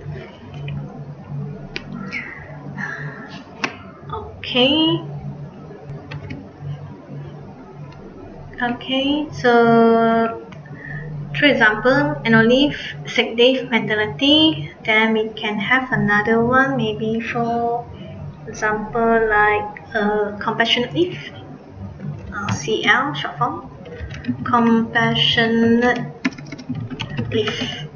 Okay, so attached leave type is definitely a compassionate. Okay, so this is CPL, so I better put it back same CPL. Okay, so compassionate leave here, whether there's a time off module, allow applicant to apply leave in advance. I don't think there's an in advance everything. Okay, so whether they can apply half day or not, they can change the period or not, this is up to your policy lah. Okay, any supporting documents for that? If yes, then take. Okay, the leave days calculation, is it for holiday? Is it only for working day? If yes, then better tick to exclude it. Okay, apply before, don't have. Normally it's after they went for compassionate, they come back, only they apply. So within how many days? This one depends on your company. You are given the staff how many days compassionate leave. For example, let's say my company given 2 days compassionate leave for the staff. So after 2 days, they come back, or maybe after 2 days they need additional leave. They apply, for example, annual leave or unpaid leave, depends. Okay, so let's say they need additional days, maybe you can put few days after that, not necessarily 2 days after or 3 days after. Okay, we can just put maximum 5 days. Okay, so within 5 days after they come back, they need to submit. Okay, so in this case, you need to submit the backdated leave after number of days stated above. Okay, you still allowed, whether you want to put any remark over here or not. Okay, so you can take. If this kind of leave type, okay, you cannot apply more than leave balance, better untick these two. Maximum per leave application, how many days you allow? Maximum day per leave application. Okay, so if my company allowed 2 days only, so I put maximum 2 days. Okay, the additional day maybe they need to apply in, it's either unpaid leave or annual leave. Okay, it's up to them. Okay, allowed to apply leave after, is it can apply immediately, or is it after confirm or after a few months? Okay, depends on policy. Okay, then the rest, this one not applicable. Leave entitlement type, this one also considered as full 12 month, prorated not required. Okay, because this one is something like you given them additional leave type, compassionate is 2 days, cannot carry forward. Okay, so this is how we set.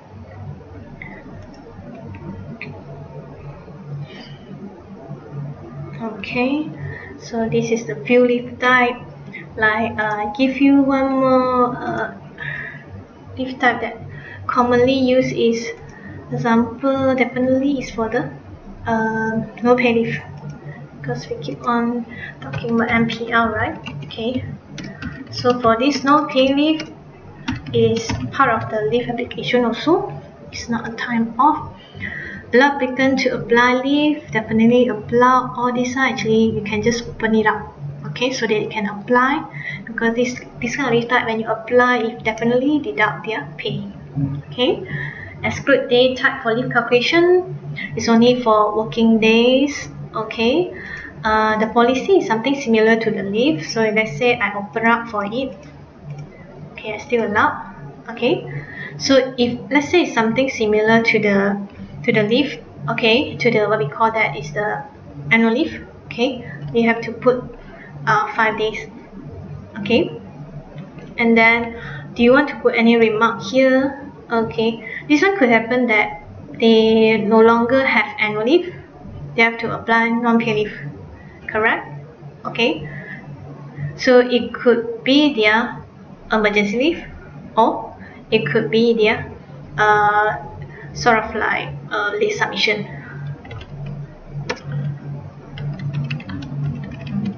So emergency leave, okay, so when they apply that time, if let's say they apply more than there is emergency, after they come back only apply consider emergency.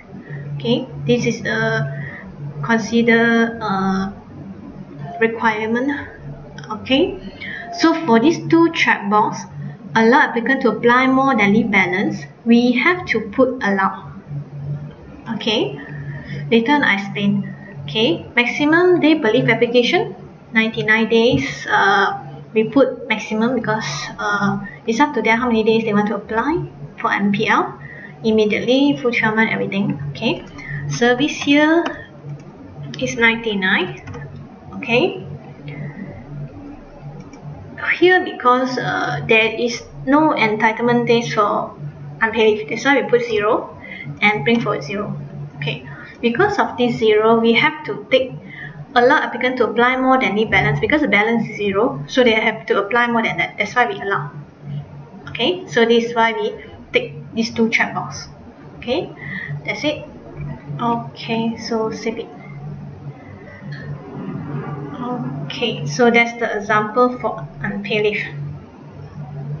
Okay, so this is the example for unpaid leave, compassionate leave, maternity. Okay, maybe I can create some more for your that kind of like marriage leave. Can say marriage leave. Okay, so marriage leave, this one is part of the marriage leave. Okay, not time off, allow applicant to apply. So all this if you allow, then you can take lah. Okay, it's only for working days. Okay, marriage leave maybe policy also same, have to apply 5 days before. Okay, so exclude day type. Okay, no, still allowed. Okay, if they don't apply before, if they apply not within these 5 working days, not fulfill the condition, I can just put one call late submission. So that I can have a remark there. Okay, apply within normally, I don't think there is apply within, means that they go only full for marriage leave then come back. Okay, normally company will block this kind of practice. Okay, so we just block everything. So this one of course cannot apply more than any plan, because basically they will have this limit of number of days they can apply. Means that, for example, company given like maximum 3 days, so they can apply 3 days. So allowed to apply the leave after when? As far as I know, this kind of leave type will be during after they confirm. Only the permanent and confirmed staff entitled this kind of leave. Okay, it's full 12 months also. That means this one 0 to 99. Then here we put 3 days, and then here we put 0. Okay, so that's it. Then save it. Okay, so we have another one called marriage leave. Okay, so we continue some more so that you can have a few examples for that. Now we creating for HBL, hospitalization leave. Okay, hospitalization leave, I better. Okay, hospitalization leave. Okay, allow applicant to apply all this. Is it a compulsory leave application with attachment? If compulsory, then yes. Okay, so normally this one sick leave and the hospitalization leave is the same category like that. Okay, exclude day type during leave calculation. normally holiday, rest day, off days inclusive means that it's count as 1 day also. Okay. In normal practice, for example, given full 60 days inclusive of holiday, rest and off day. Okay, we can set like that. Okay, this one they have to apply before, so normally we don't have that. It depends on cases. It's very odd scenario, so that depends. Okay, you can still allow them to apply if they want. Okay, but definitely after they're hospitalized, they come back only apply. How many days? Within how many days they need to apply? Okay, so this is where you need to set. Okay, example like even though the Labor Act saying that it's 60 days, but 60 days normally is inclusive of the sick leave. So let's say inclusive of the sick leave will be 16 days minus the 14 days already. So the maximum I can have here apply within is around 46 days. So I can add in few more days. Okay, so we are given them a grace period after 46 days. So I can set one limit like maximum 50 days. Okay, so this one is quite subjective, also depends how many number of days you set or you're given. Okay, so you allow them to apply even though they apply within 50 days. If let's say more than 50 days, only they apply this leave. Normally still allowed, so that you don't have a hassle for them to come back to HR. The HR have to apply on behalf. Okay, allow applicant to apply leave more than leave balance. Of course, no. As we said just now, there's entitlement days. Example like they have like 46 days. This is the maximum as far as I know. Okay, it's a full 12 month, probably not required. Okay, for this one also it's up to you whether you want to put some remark here. If let's say after 50 days only they apply, you can just put late submission, because as definitely there is a rules for that. They have to apply when they come back. They have to apply immediately when they come back to work. Okay, so this is my submission remark. Okay, so service here. Okay, if we follow the calculation, it will be something like this. 46 cannot bring forward. 46 means inclusive of the sick leave entitlement. Just now 0 to 2 days for the sick leave entitlement is 14 days. So 16 days minus 14 days, it becomes 46. Okay, so when come to this part, just now is 18 days, so now become 42. Okay, so 5 years and above, 60 days minus 22 days, the balance will be 38 days. 0. Okay, so this is one of the example for you to do setup. Okay, if your company do not practice this setting, your company just give full straight 60 days just for hospitalization, then you can set another way is 0 to 99, 60 straight away. No need to set by service here like this, because this one we set up as follow the Labor Act. This is the minimum requirement. Okay, so that's it. Okay, now we have some example for that. We have annual leave, sick leave, everything. Okay, what else we can add in? Example like annual leave. Annual leave already we have. What about replacement leave? Do we have some company they have this kind of leave? As I mentioned, they do have a replacement leave. Okay, when the staff come back to work on a what we call that, the Sunday or public holiday, then instead of paying them OT, they are given extra 1 day because they come back to work on this special day. So for this kind of case, that this staff is entitled a replacement leave. Okay, so if this replacement leave, after you given them 1 day, this replacement leave leave application, we call that the rules. The procedure of the leave application is the same like annual leave. That means the setup here is the same.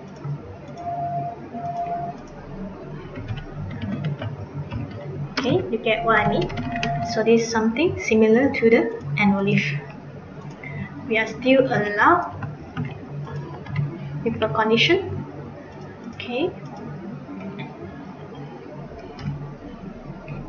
So normally this one you can put immediately because it is upon adjustment. Okay, means that whenever they work on the replacement, on the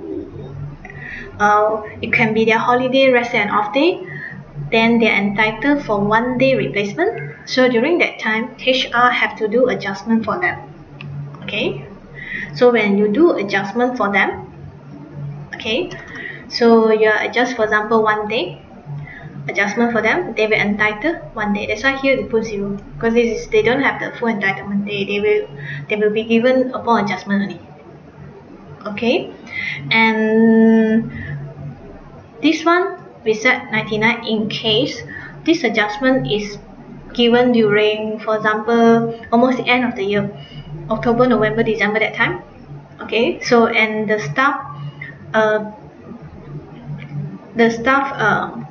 can't clear off the replacement leave within the same year. If let's say case like this, if let's say they can't clear within the same year, if let's say you allow this replacement leave to be carried forward to next year, to bring forward to next year, then you can put like this. This one I just set one limit, maximum limit 99. So whether it's a 10 days replacement, 2 days replacement, you still can allow to carry forward. Okay, so this is how we set for the replacement leave. Okay, so we have this few leave type. There's a lot of leave type you can apply. It's actually case by case. The leave type I create here, basically it's just the standard leave type that we have. Okay, so annual leave, sick leave, everything, and one more maybe very commonly used also, paternity leave. Paternity leave also quite common. Okay, so paternity leave. Okay, so the condition is almost the same like just now. It's count. Do you have an apply before? So as far as I know, normally is what we call that is still allowed. Means that it's either they can apply before or apply after.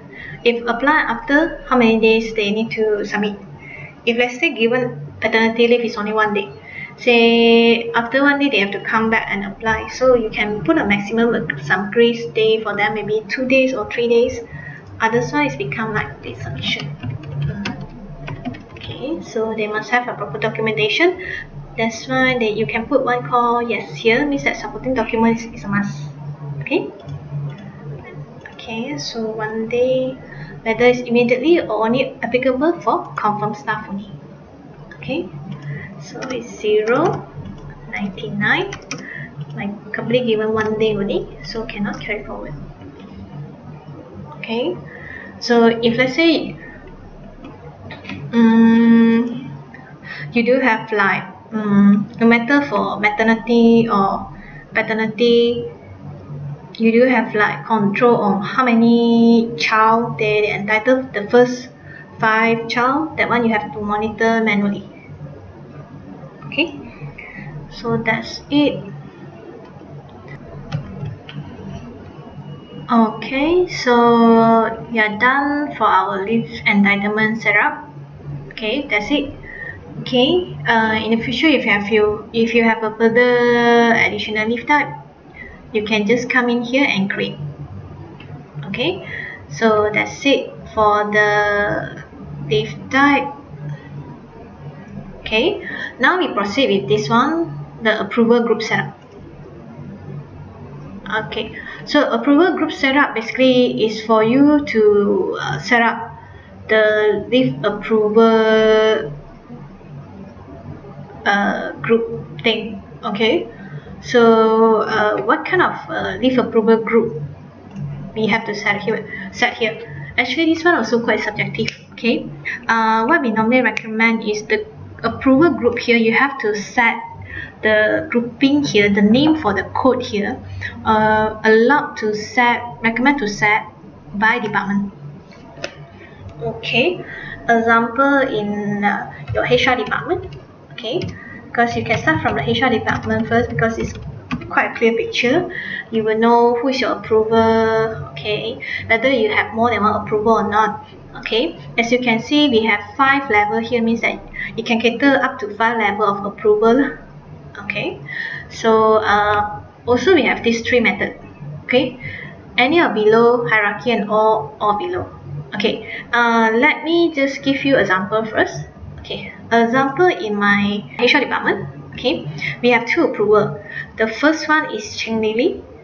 The second one is Chong Chi Huat. Okay, so this is a 2 approval. Okay, if I set any or below. For the first function of the approval method here, if let's say you select any or below, it means that if in this list we have 2 approval here, any one of the approver approve the leave, it will consider approved. Okay, so it means that when the staff apply the leave, 2 approver will get the email notification, okay, about the staff application at the same time. If one of them approve, it will consider approved.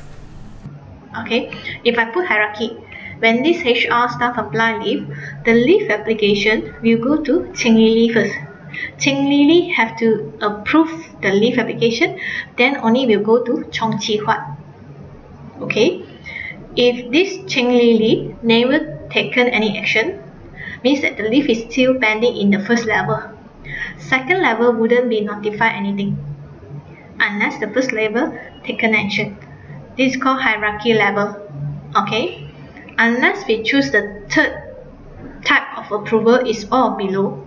Okay, when the HR staff apply leave, okay, the leave application, okay, the leave notification, we call that the email notification or the leave application will go to these 2 approval at the same time, and these 2 approval have to both need to approve, then only the leave considered approved. Okay, so if, let's say example, this Cheng Lili approve,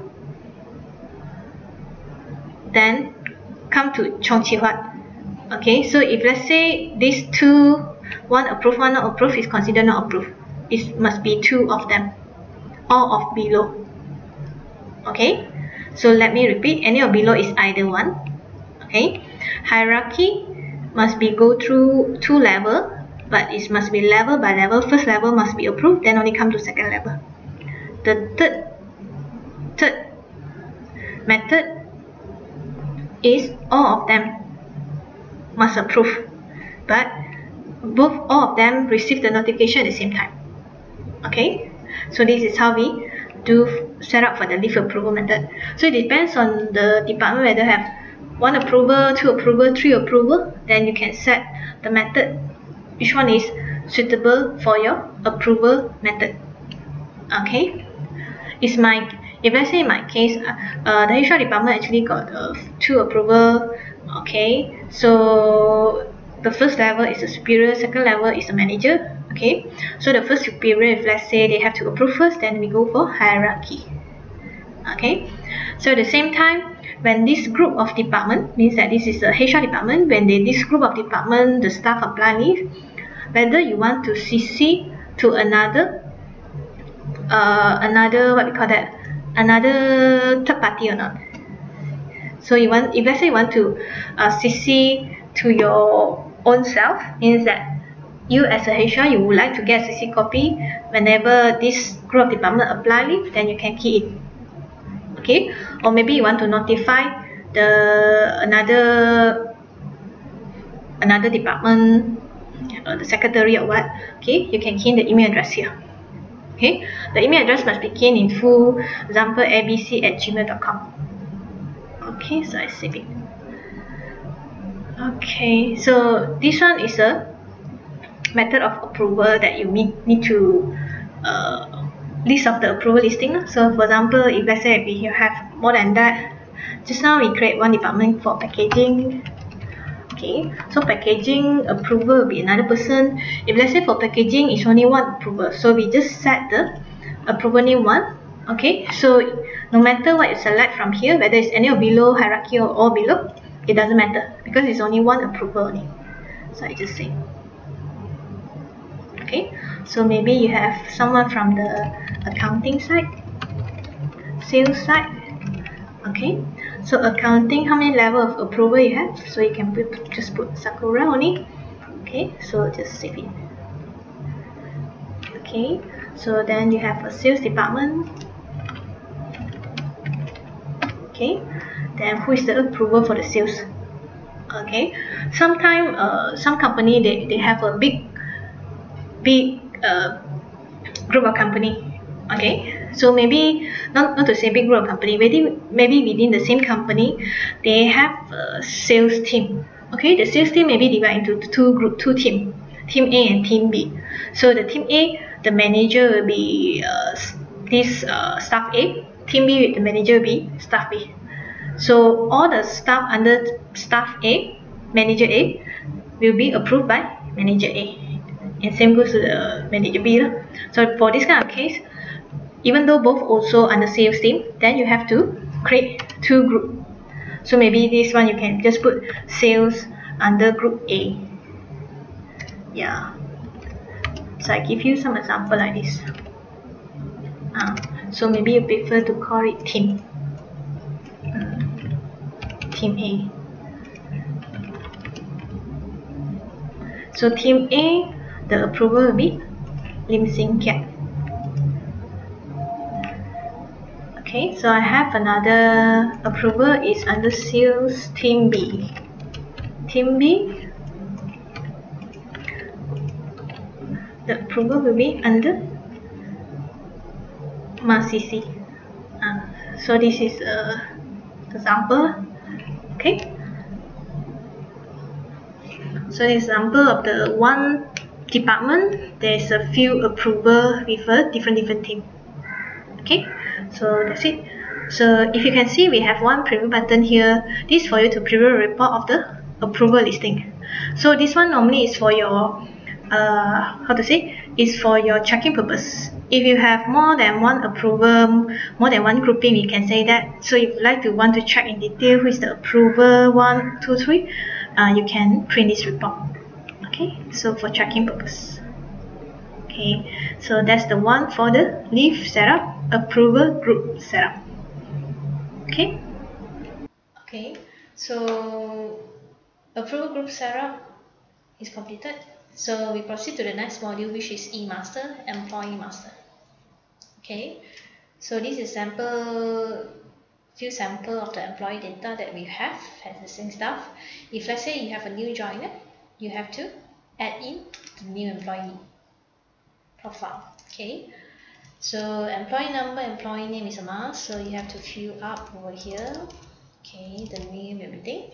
If you can see those with the required remarks here, this is a compulsory field, do not leave it blank.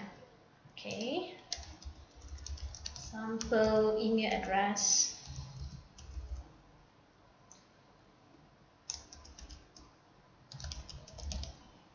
Okay, hire this is a must also. If let's say this staff is already joined a long time ago, somewhere around May that time, or maybe somewhere around May 2017. Okay, so you can create like this. Okay, if for the leave setup, the leave setup that you set up earlier, especially those annual leave, they need to be confirmed. Then only they can able to apply the leave. Confirm date is a compulsory field. So if let's say we set the hire date here, you can choose after how many months they will confirm. This is the estimated date. Okay. So after that, the rest is just for reporting. For example, like the department, cost center, all these you can select. Okay, the department, everything, so you can select from here. So this staff is from which department, so what is the category for the staff, whether it's exec, senior exec or what. Okay, occupation for the staff, Okay, qualification and so on. Okay, then the next important setup is about this access or security setup. Security access group is for the access rights level. Okay, if this is just a normal applicant, okay, normal applicant to apply for the leave, so you have to set this one as a applicant. Okay, if this is a manager level, or maybe this is the superior that going to approve the staff leave, then you have to set it under approval. Example, okay, login ID and the password normally we leave it as blank, because later when you click save, these two fields will be auto filled up by the system. Okay, active status recommend to untick when the staff is resigned. Okay, if let's say the staff still allowed to log into the system, put it as active staff. Okay, calendar group. Okay, so the staff is follow which public holiday, which off day, which rest day calendar, so you may select from here. Who will be the approver for this group? Okay, means that when this staff Ali applying leave, so who will be the superior for Ali? You can always select from here. Maybe this superior is from accounting level, accounting team, so we can set something like this. Okay, so save. Okay, so we have one profile here, it's already created. Okay, the details, everything is in. Then as you can see, the login ID and the password field will be auto fill in.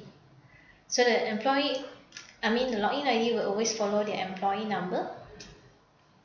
And the password, later on, we can send an email to broadcast to the staff so that they can follow the link in the email to create a new password. Okay, that's it. Then we save these details. Okay, so this is for the first employee, which we created as a superior level. Okay, then later on, once we created for this one, the next setup that you need to do is about the leaves entitlement group setup. So next. Okay, so what is the leave package or leave entitlement that the staff entitled to apply? Okay, if let's say they are allowed to apply, example annual leave, okay, example compassionate, like hospitalization, you have to attach it, select it into this group. Okay, so whether the staff is single, maternity leave, non-paid leave, so the user have to decide. So I just put in some of the examples so that we can have a sample of the leave application later on. Okay, so this is the leave type. Okay, meanwhile inside here the leave entitlement. Okay, so this is the leave entitlement group, whether the staff is under exact level entitlement or non-exact level entitlement. Okay, so this one is always follow your company practice, company handbook and policy. See, okay, done for the entitlement setting, then save. That means these two setup is so compulsory to set up before you can start use the English system. Okay, so we are back. Okay, we have one employee just now, which is Ali. Okay, this is Ali, is a superior level. We create another one. Okay, so A002, this will be the normal applicant. Okay, if let's say this is normal applicant to be approved, to be applied by Fatima, example, so we can key in the details, everything here. The email, I put the same email. Okay, hire date is when. Okay, I just put this join somewhere around October that time. After 3 months, confirmation, probation is up 3 months. Okay, this staff is from which department and so on. Okay, section, category of the staff. Okay, so you can always select from here, occupation, This is just admin club. Okay, category example. Okay, so the security access level here, this is a normal applicant. To apply the leave only, so we select applicant. Okay, the calendar group under Selangor also, then leave approval to be approved by which team. Okay, so if let's say this is the level of the approval to be approved by HR department. Okay, so you can select like this. Then we click save.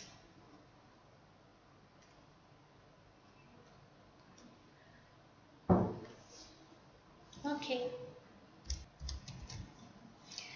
Okay, so we have two sample data here, so we just click save. Okay, so same goes to the leave setup. So you have to redo the same setup for each of the staff. Okay.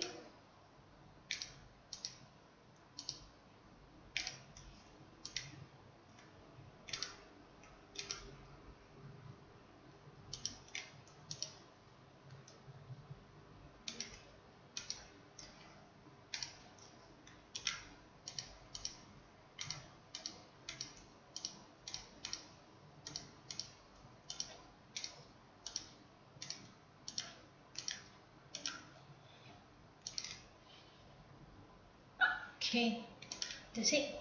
Okay, so this is how you create a new employee.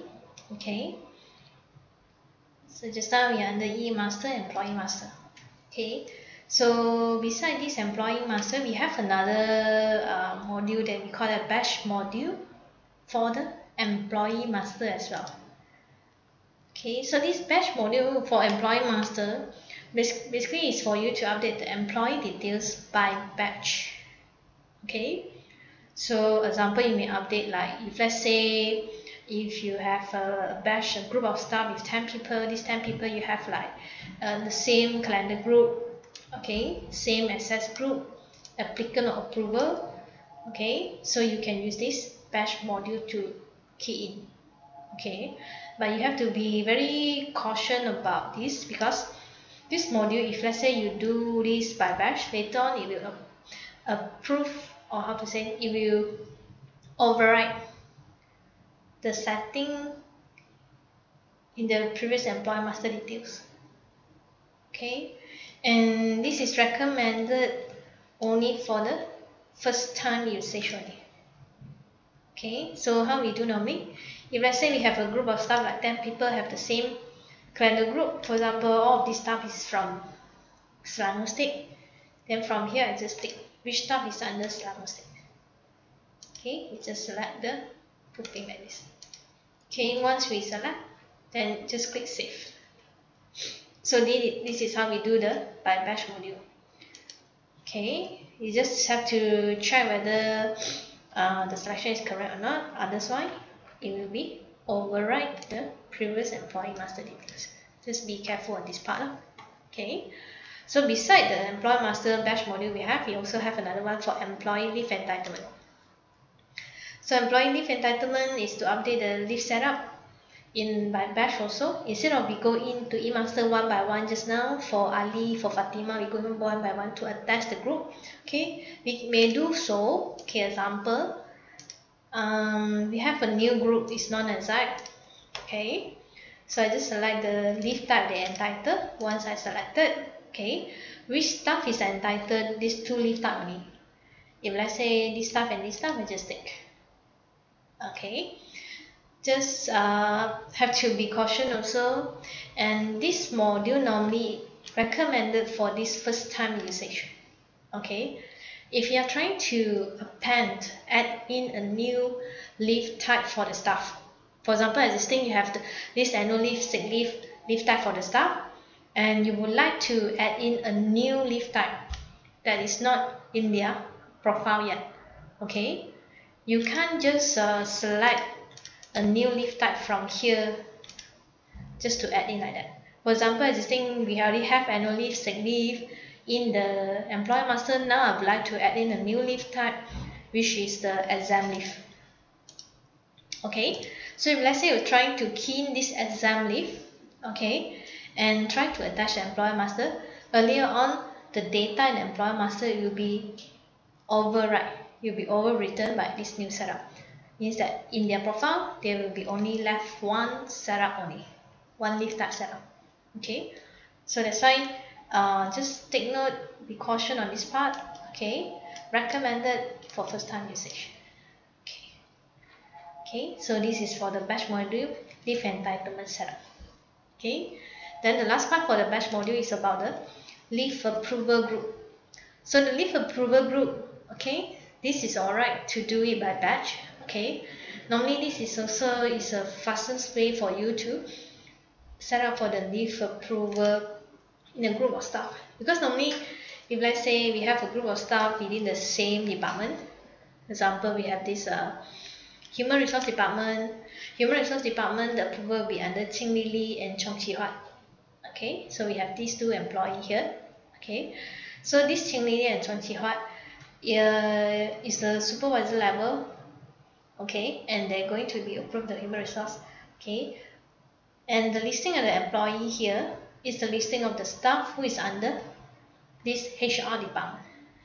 Okay, so you're going to select from the list here. Okay, what is the faster way for you to do the selection? Okay, you may just click at the header here, department. Okay, then from here you can see roughly it will do the sorting for you. All the admin department under the same group, all the HR under one group, marketing one group, production, and so on. Okay, so let's say you have more than one staff in the group, then it's easier for you to do the selection. Okay, let me see. Let's say okay, we have the accounting here. Okay, accounting group to be approved by Sakura. So the department here, just now when we click this department header, there is already help us to do a sort up. Okay, so let's say all these employees to be approved by Sakura, I just take the name. Okay, so this is how we do. Means that all this listing of the name that we selected is to be approved by this supervisor, this superior. Confirm, then we save. Okay, so all the selection that we select just now is already have this approval code. Always check this approval code. It's a compulsory field for the staff to have. Okay, so this is how we do. Okay, so that's it. Okay, so this is for the batch module employee leave approval group. Okay, and the next module is about this broadcast email, create or change password. Okay, so this module is for you to send out an email to all selected employee that contains a link for employee to create a new password. Okay, so we have a checklist here. Do not select those without email and not active employee. Just a reminder to you, for you all. Okay, so how's the function? What's the function for, and what is it used for? Example, like we have new joiner just now, Fatima and Ali. Okay, if I say I'm going to take these two employees, I'm going to send out the email to these two employees to notify them what is the login ID and login password for the staff. Okay, so we just select the name and then we just click send.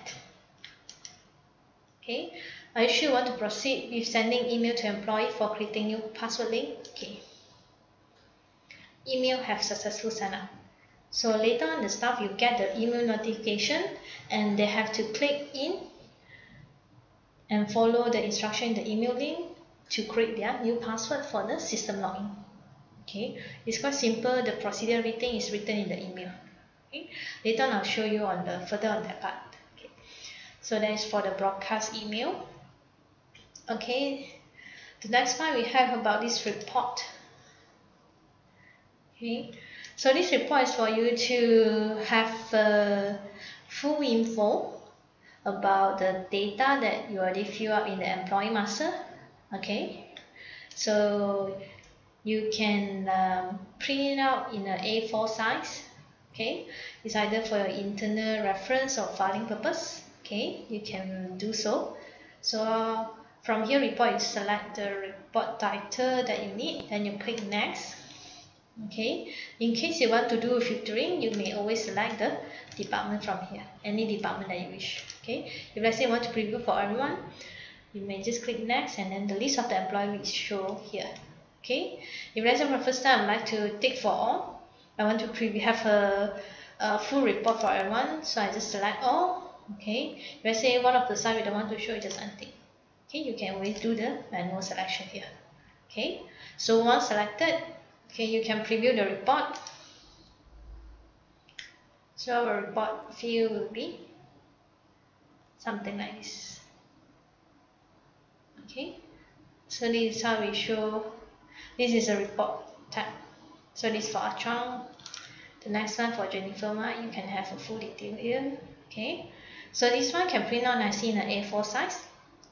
Okay, if you like to save it out in a soft copy, okay, instead of print it out, you can always click this one to save in Excel, PDF, or Word. Let's say you want to save into PDF, just click PDF. Okay, so it will auto save to your PDF here. So this is in a PDF format. Okay, so this is how we do. Okay, let's say we just minimize. Yeah, fit nicely in one A4 size. Okay, this first step, second step, and so on. That's it for the report. Okay, so it is for employee master report. Then also we have the leave setup report. Leave setup is for you to do the cross check on the leave entitlement setting. Okay, earlier on we do attach the leave entitlement for Ali, for Fatima. Okay, whether you left out some setting or want to recheck whether the entitlement group is correct or not, you can always check from this report.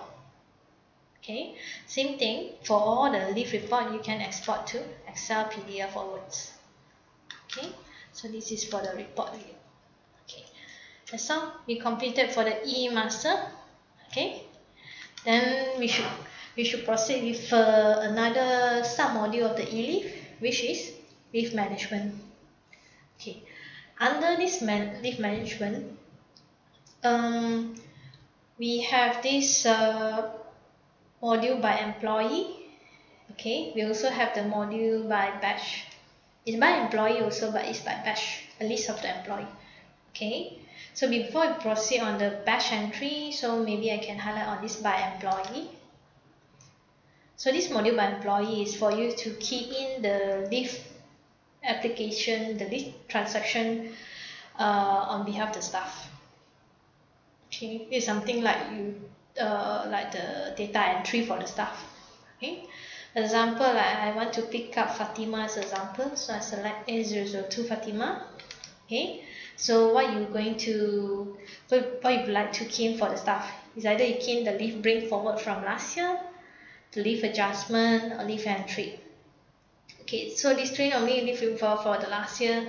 Adjustment is like you key in for the replacement leave to add in 1 day's replacement leave for the staff, and this is normal entry data, leave data entry. For example, they came for the sick leave, hospitalization leave, and so on. Okay, so for normal practice only, we're going to use this leave entry. So in the daily basis, can see every month also you will have like cases that you may need to key in manually on behalf for the staff. Okay, so you can choose this transaction, then you keep next. Okay, so how do you key in for the leave entry? So you just add in. So this is where you key in the leave type. Okay, the data that you already key in here, it will auto approve. The leave transaction will not go through the approval level by the superior anymore, because as an administrator, once you have a green light and confirm the leave application already been approved, okay, so you may key in like this. Okay, it's two options.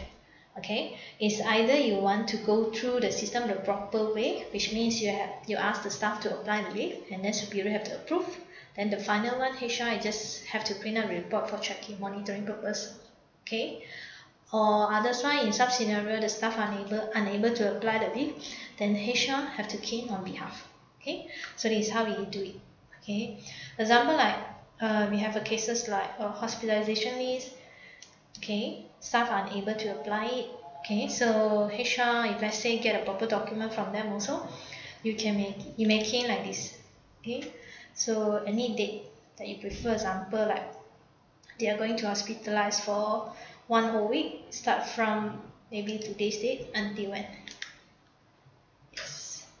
Okay, so let's say until certain next week 21st is due to the admitted to hospital due to car accident. Okay, admin injured leg. Okay, this is my example, so I click next. Okay, so for this one, if I say you key in this data like this, because this is hospitalization leave, the balance that the staff have is 46 days. So when the staff apply that time from 12th of June until 21st of June, so for this kind of leave application, leave type, the Saturday, Sunday, and the public holiday is count as a 1 day leave taken. Okay, so it's already stated here. Okay, so let's say you already have the supporting document that provided by the staff, then you also can browse and attach here together. Or that's why you can attach later on. Okay, just save it.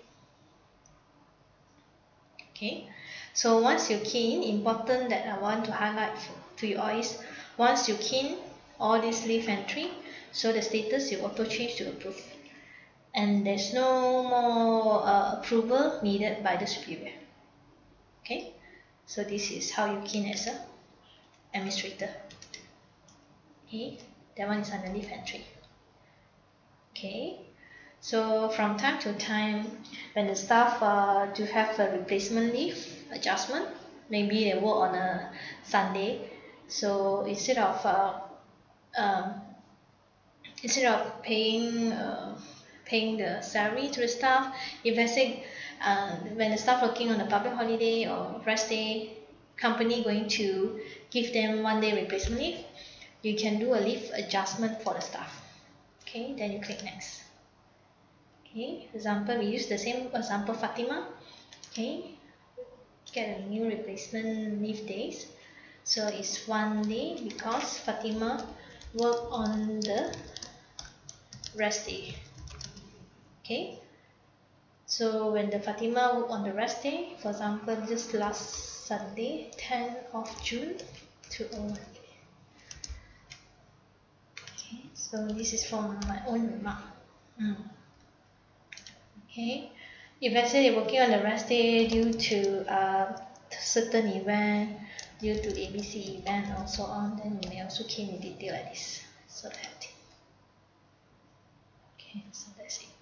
So once we add in this day, immediately under this replacement leave, Fatima will have additional 1 day leave so that she can apply for the leave. Okay. Okay. So that's it for the adjustment. Okay. And this bring forward column. Okay. This bring forward column normally we'll be using it especially for those clients, okay, who just started to use our system. Okay, maybe they're using our system in the middle of the year. Okay, they convert from old system, is either from other system to EDC leave system or from the manual system to here. Okay, they can always input back the data, the past data for the current year into the system. Okay, so for example, this bring forward leave normally is about from the annual leave. Okay, so if let's say I just started to use this system, okay, and I want to key back all the data for the staff properly, including their bring forward leave, how many days, and the leave taken from January until May, everything in back to this system before I kickstart my e-leave system. Okay, so I have to do like this. Okay, so from my bring forward, I have to select the leave type, annual leave, then the bring forward how many days I have to key in here. If let's say staff have a bring forward from last year 5 days, I key in 5. Okay, so my 5 days here, then I click save. Okay, so it will be auto input into my bring forward column later on. Okay, so later I will show you where to check. It will appear in the report and in the employee details, the leave data there. Okay, so that's it for the column. Bring forward, for the setting of the bring forward, adjustment and the entry. Okay, so this is how you key in. Okay, under e-leave, leave management by employee. Okay, so for these two, leave adjustment and leave entry, it's a similar case by the employee that I showed you some example just now, but instead of we key in by employees one by one. Okay, we have to select the staff name, then only we can key in the leave entry for the staff. Okay, but from here, if let's say you want to key in the leave entry for the staff, so you can key in the batch entry. Okay, then you can select the staff. Okay, for example, right now we are going to key in like annual leave. Okay, whoever staff have the annual leave leave tag, the name list will appear here. Okay, when is the leave that we want to key in? Example, during Hari Raya that time. Okay, so we add in here. Then this maybe reason Raya celebration. Okay, then we just select. Okay, for all. Okay, this example of the leave entry for a group of staff. Maybe this is to key in for the leave entry, like a compulsory leave, example like this. Okay, so once I click add, it will auto add to the staff profile. Okay, so this is how we do. If you want to rekey back, just click reset. We'll start over again. Okay, so this is for the leave entry by batch, and also we have the leave adjustment by batch as well. The adjustment by batch is pretty simple. It's something similar to a case like replacement leave that I show you earlier on. Okay, so instead of I go into the employee master, not employee master, to their name list there to select one by one the staff name and key in the leave adjustment one day. Okay, so I have the same entry like just now. For example, working on rest day also, on which day. So I can just key in the date here, example 2018. Okay, due to DEF event, example. Okay, so instead of going to employee one by one to key in, I can do a selection from here. Okay, definitely you must have you must do the early on the setup first, then you can see a list of employee. So instead of you going one by one, from here I can just select all. I can just add in like this. So I sure want to run this batch module. Okay, so if you have this module, add on to their profile later on. Okay. Okay, in case that you are not sure how to use the system, okay, don't worry. In most of our module, normally we will have a explanation on how to use and the step one by one. You can always refer to this step, okay, to key in the leave, to do the leave adjustment, leave entry, and so on. Okay, so that's it. So we are completed with the leave management module. Okay. Next, we have this leave calculator. Okay, so leave calculator, this also is a very how to say, it's very convenient and a good module for you to do a cross check on the leave entitlement. Okay, so normally most of the client, when they purchase the system, the first thought they will be asking us, how the system calculate the leave. Is it either by month, okay, by 12 months, by higher day, will it prorated, and so on. Okay, we will always answer. The first thing is, okay, you must do your leave entitlement setup properly. Okay, from there you set up it's either by prorated leave or by full 12 months and so on. Okay, and then the second thing is employee master all the staff, you must key in the hire date correctly. Okay, so once you key in the hire date, for most of the leave entitlement, it will always calculate from the hire date itself. Okay, and then for this leave calculator, you may select you want to check on the leave entitlement until which month. For example, June. Okay, we are in June month right now, so we are going to calculate and check the leave entitlement up to June, how many days they left. Okay, so I select my staff Fatima, okay, for the leave type annual leave, then I click calculate. So from here, this is the method that we use. Leave earned until December, hired year as a first year example, and then round nearest to how many days, okay, and then this is the hire date, so 0 to 2 years entitled to 12 days. This is the table that we set earlier on in the leave entitlement setup, okay, and the year based calculation is from here. Okay, so everything is stated here. Okay, this formula we will always follow back the calculation method that you choose. Okay, my example is choosing the calculation leave earned until December. Okay, some client they prefer just leave earned until current month. Okay, so this is my example. Okay, so this is the final days. They up to this December they will have 12 days. Okay, you can see the difference. Let's say you change the leave entitlement group setup. Okay, earlier on where do we set up the leave entitlement method is under Eleave here, leave setup, leave entitlement. Okay, if let's say I going back to my leave here, okay, instead of changing the instead of using this leave earned until December, maybe I use it until current month. It's easier for you to have to see the difference. What's the difference between leave earned until December and current month? So leave earned until current month, then I save it. Okay, then back to my Eleave leave calculator. Okay, so here I select until June. Employee, I want to check for Fatima, and for annual leave, calculate. Okay, so right now my method is leave earned until current month. Okay, so the calculation for the first 2 years is 12 days. So if let's say they join in the month of June, or depends on what month they join, okay, it will always calculate the pro rata basis, okay. So let's say for this stuff up to June they entitled 6 days, quite straightforward. Okay, so this is for the Eleave leave calculator. Okay, at least you can see the difference between leave earned until current month and until December. Okay, so that's it. The next part will be the report.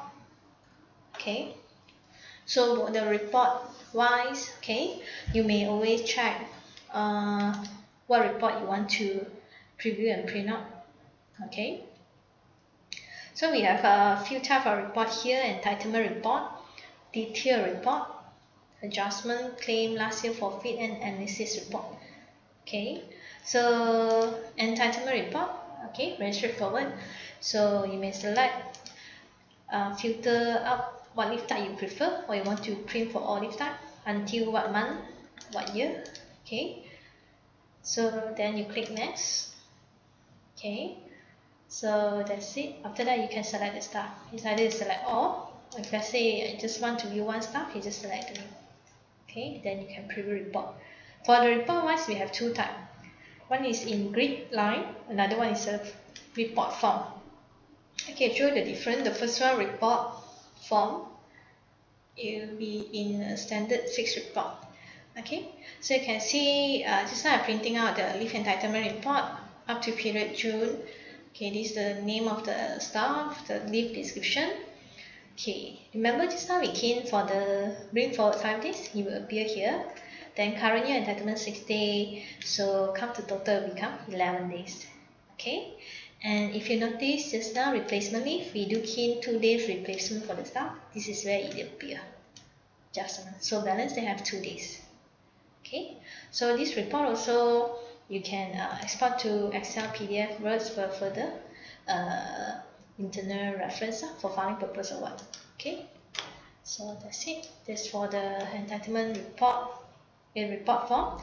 In case you want to print in the grid form, okay, slightly different.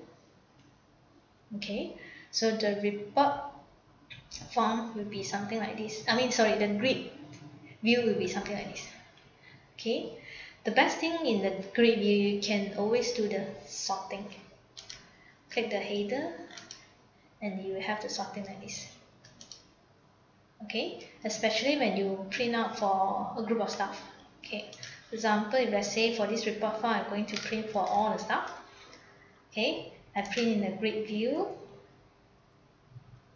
Okay, so right now you have Ali, Fatima, a lot of stuff inside here, right? Okay, so when we do a sorting here, so we'll help you to group annual leave, compassionate hospitalization together. Okay, so if you have more than one staff, then you can do a sorting by employee number. We'll sort all together nicely. Okay, and if let's say this staff is in different grouping, different level, there's another level of sorting here. You can sort by the department. So all the stuff within the same department, it will group under this one. This just now we put under both under admin. If let's say you have a different group, admin, account, everything, so it will break down for you. This one you can minimize, expand. Okay, can also export to Excel words. Okay, so this is how we do. Okay, so very simple, export to Excel. Just click this. Cannot see, right? Just minimize this one. Then you export to Excel. Okay. So for the export to Excel, you have the grid here. This exported already. Okay. Okay. So this one you just click no. Okay. Okay. Some error. So we try again. Export to Excel. Open. Okay, so this is the Excel field. Okay. Already exported nicely, cell by cell. Any further adjustment you can always do from here. Okay, any column that you not require, may just delete. Okay, that's it for the Excel format. Let's close it. Okay, so that's for the entitlement report.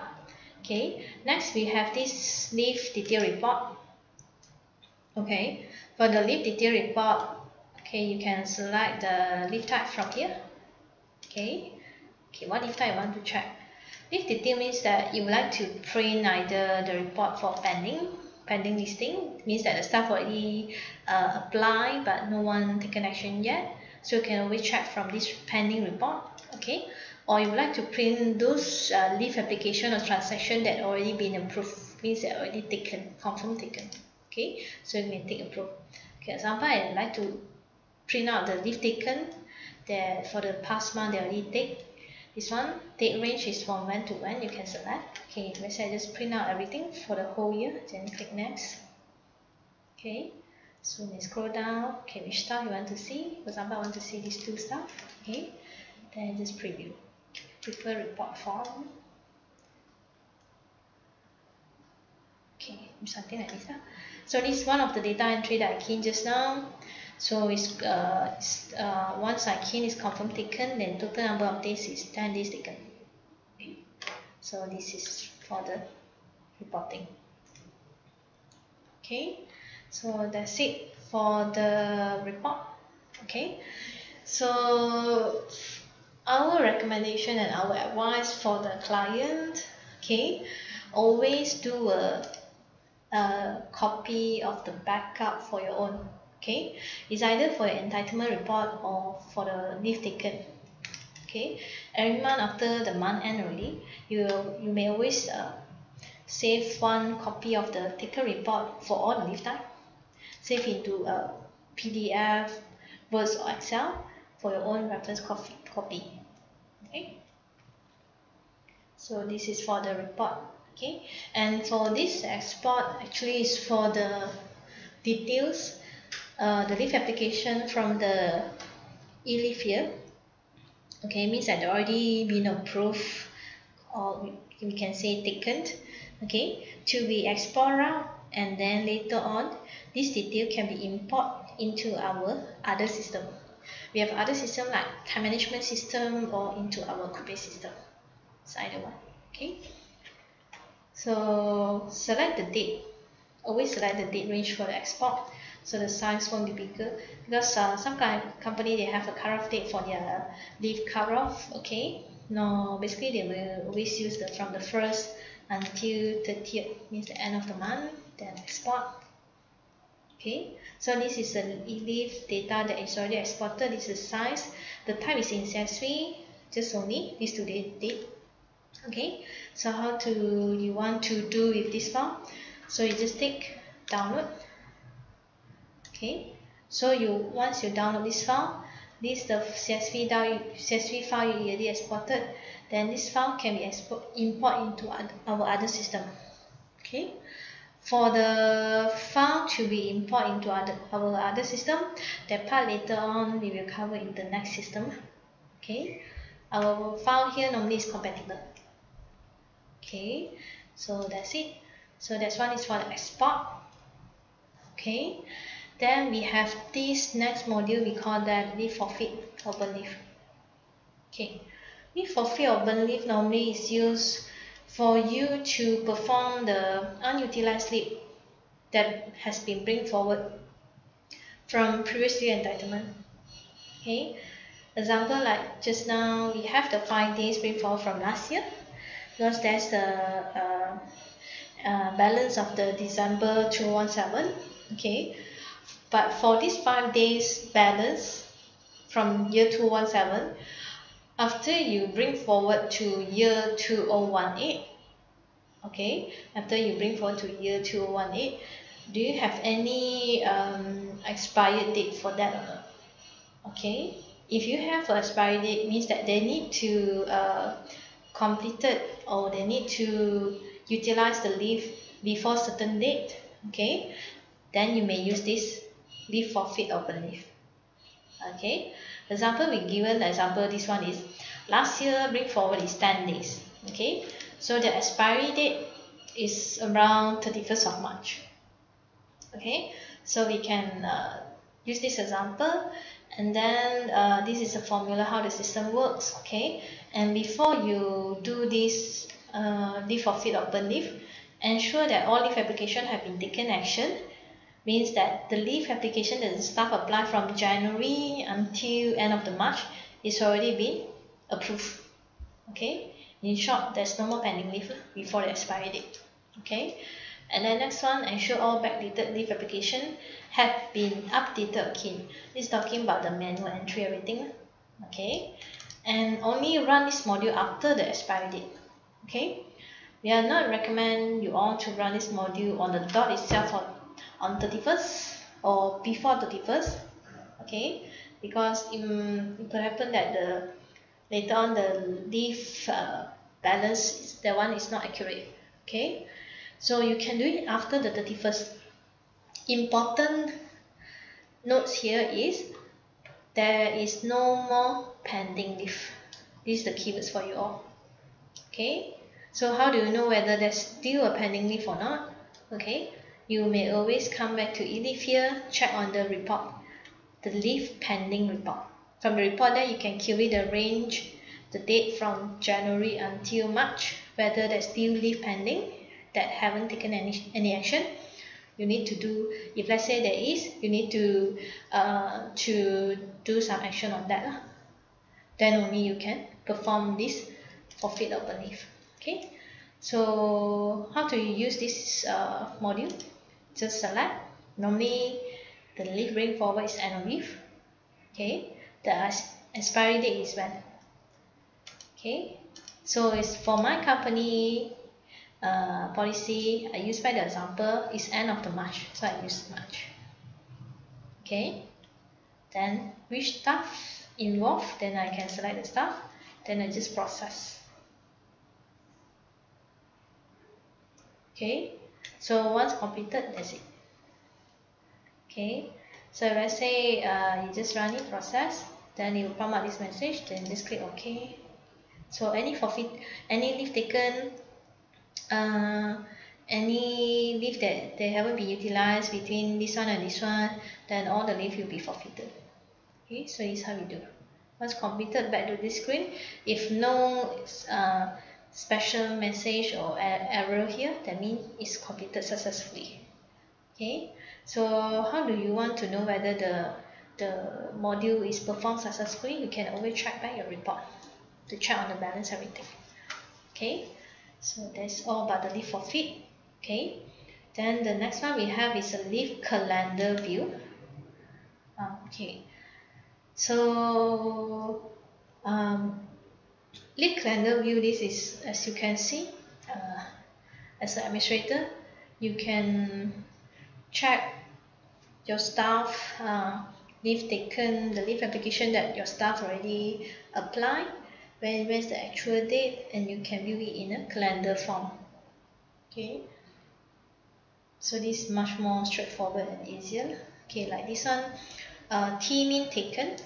Okay, T taken. We have some indicator inside here also. Okay, T mean taken. Okay, green mean approved. Okay, and then those like pending, rejected, cancel, you will show in different color. P taken, T taken, P pending. Okay, and the public holiday will be shown in different color. Okay, if you want to go to the next month, just click this one. Okay, different date have a different view. Okay, in case you want to see the future one. Okay, so this is under calendar view. So as an administrator, your calendar view will be viewed for everyone, for the whole company. Okay, for all the staff. Okay, the last module we have here is year-end closing. Okay, so for this year-end closing, okay, basically is for you to perform the leave bring forward from the last year.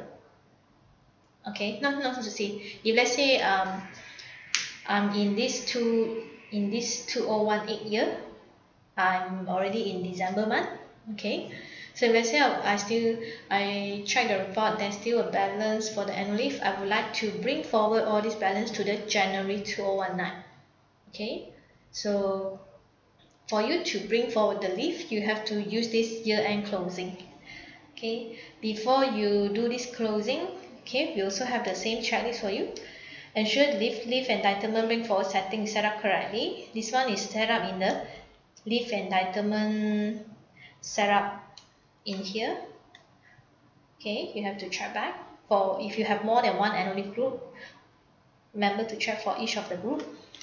And secondly, same checklist, ensure that leave application had been taken action and no more pending leave for the current year. Okay, this is quite important for you all. Okay, and all the backdated leave already taken action, and selected period is the December month. Yes, so for our, actually this one also, if let's say you are not in December month, the system will prompt message like this to let you, just in case you forgotten. Okay, so this is a remark for you. And ensure status inactive is set for all the resigned staff. Okay, and then this is normally you do this one time only lah. Okay, if confirm, okay, then we can proceed. Also, this module, okay, it's not recommended to do before end of the month. Before end of the year. Okay, unless you're confirmed that there's no more pending leave. Okay, and then all the staff is already finish off their leave. Okay, no more pending leave application, and you are ready to go for next year, then you can do this module, perform this module. Otherwise, if let's say you still have a staff who applying the leave, annual leave on the last date of the year, 31st of December, okay, then make sure this leave application already been approved before you proceed. If you didn't do so, later on when the system brings forward the leave balance to the next year, what will happen is the leave balance is not up to date, it's not accurate.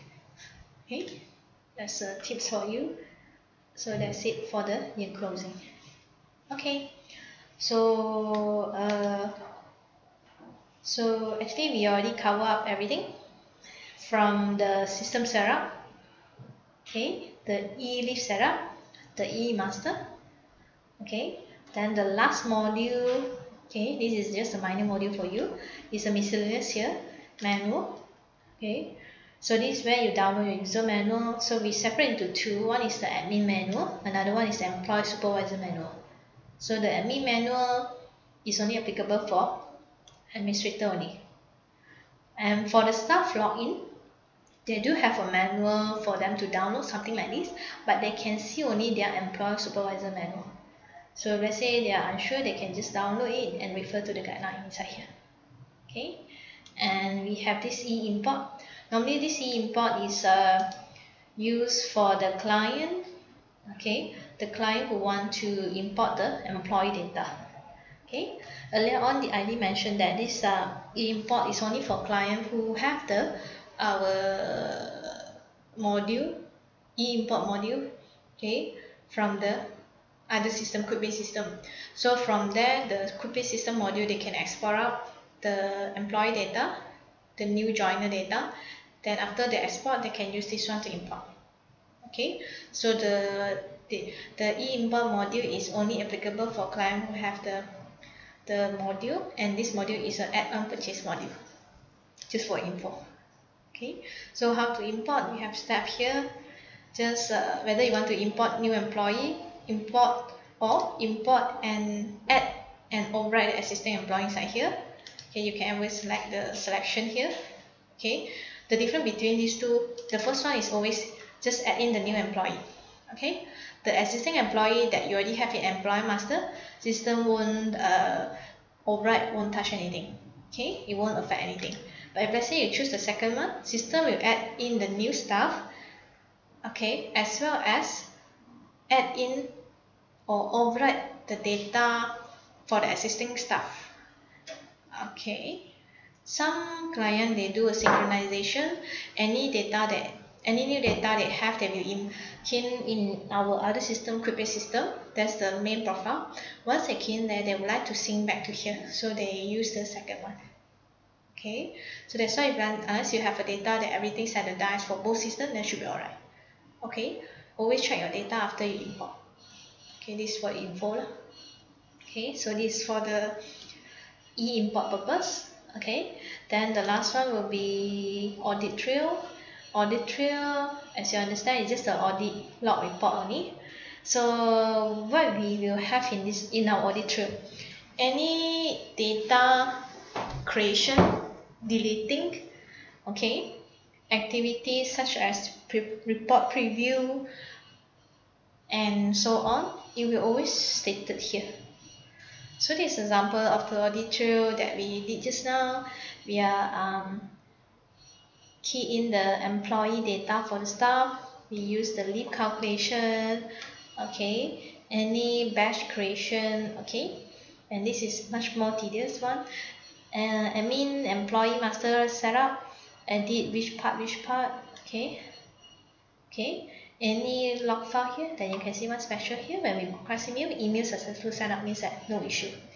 Okay, this is just for info to do tracking only lah.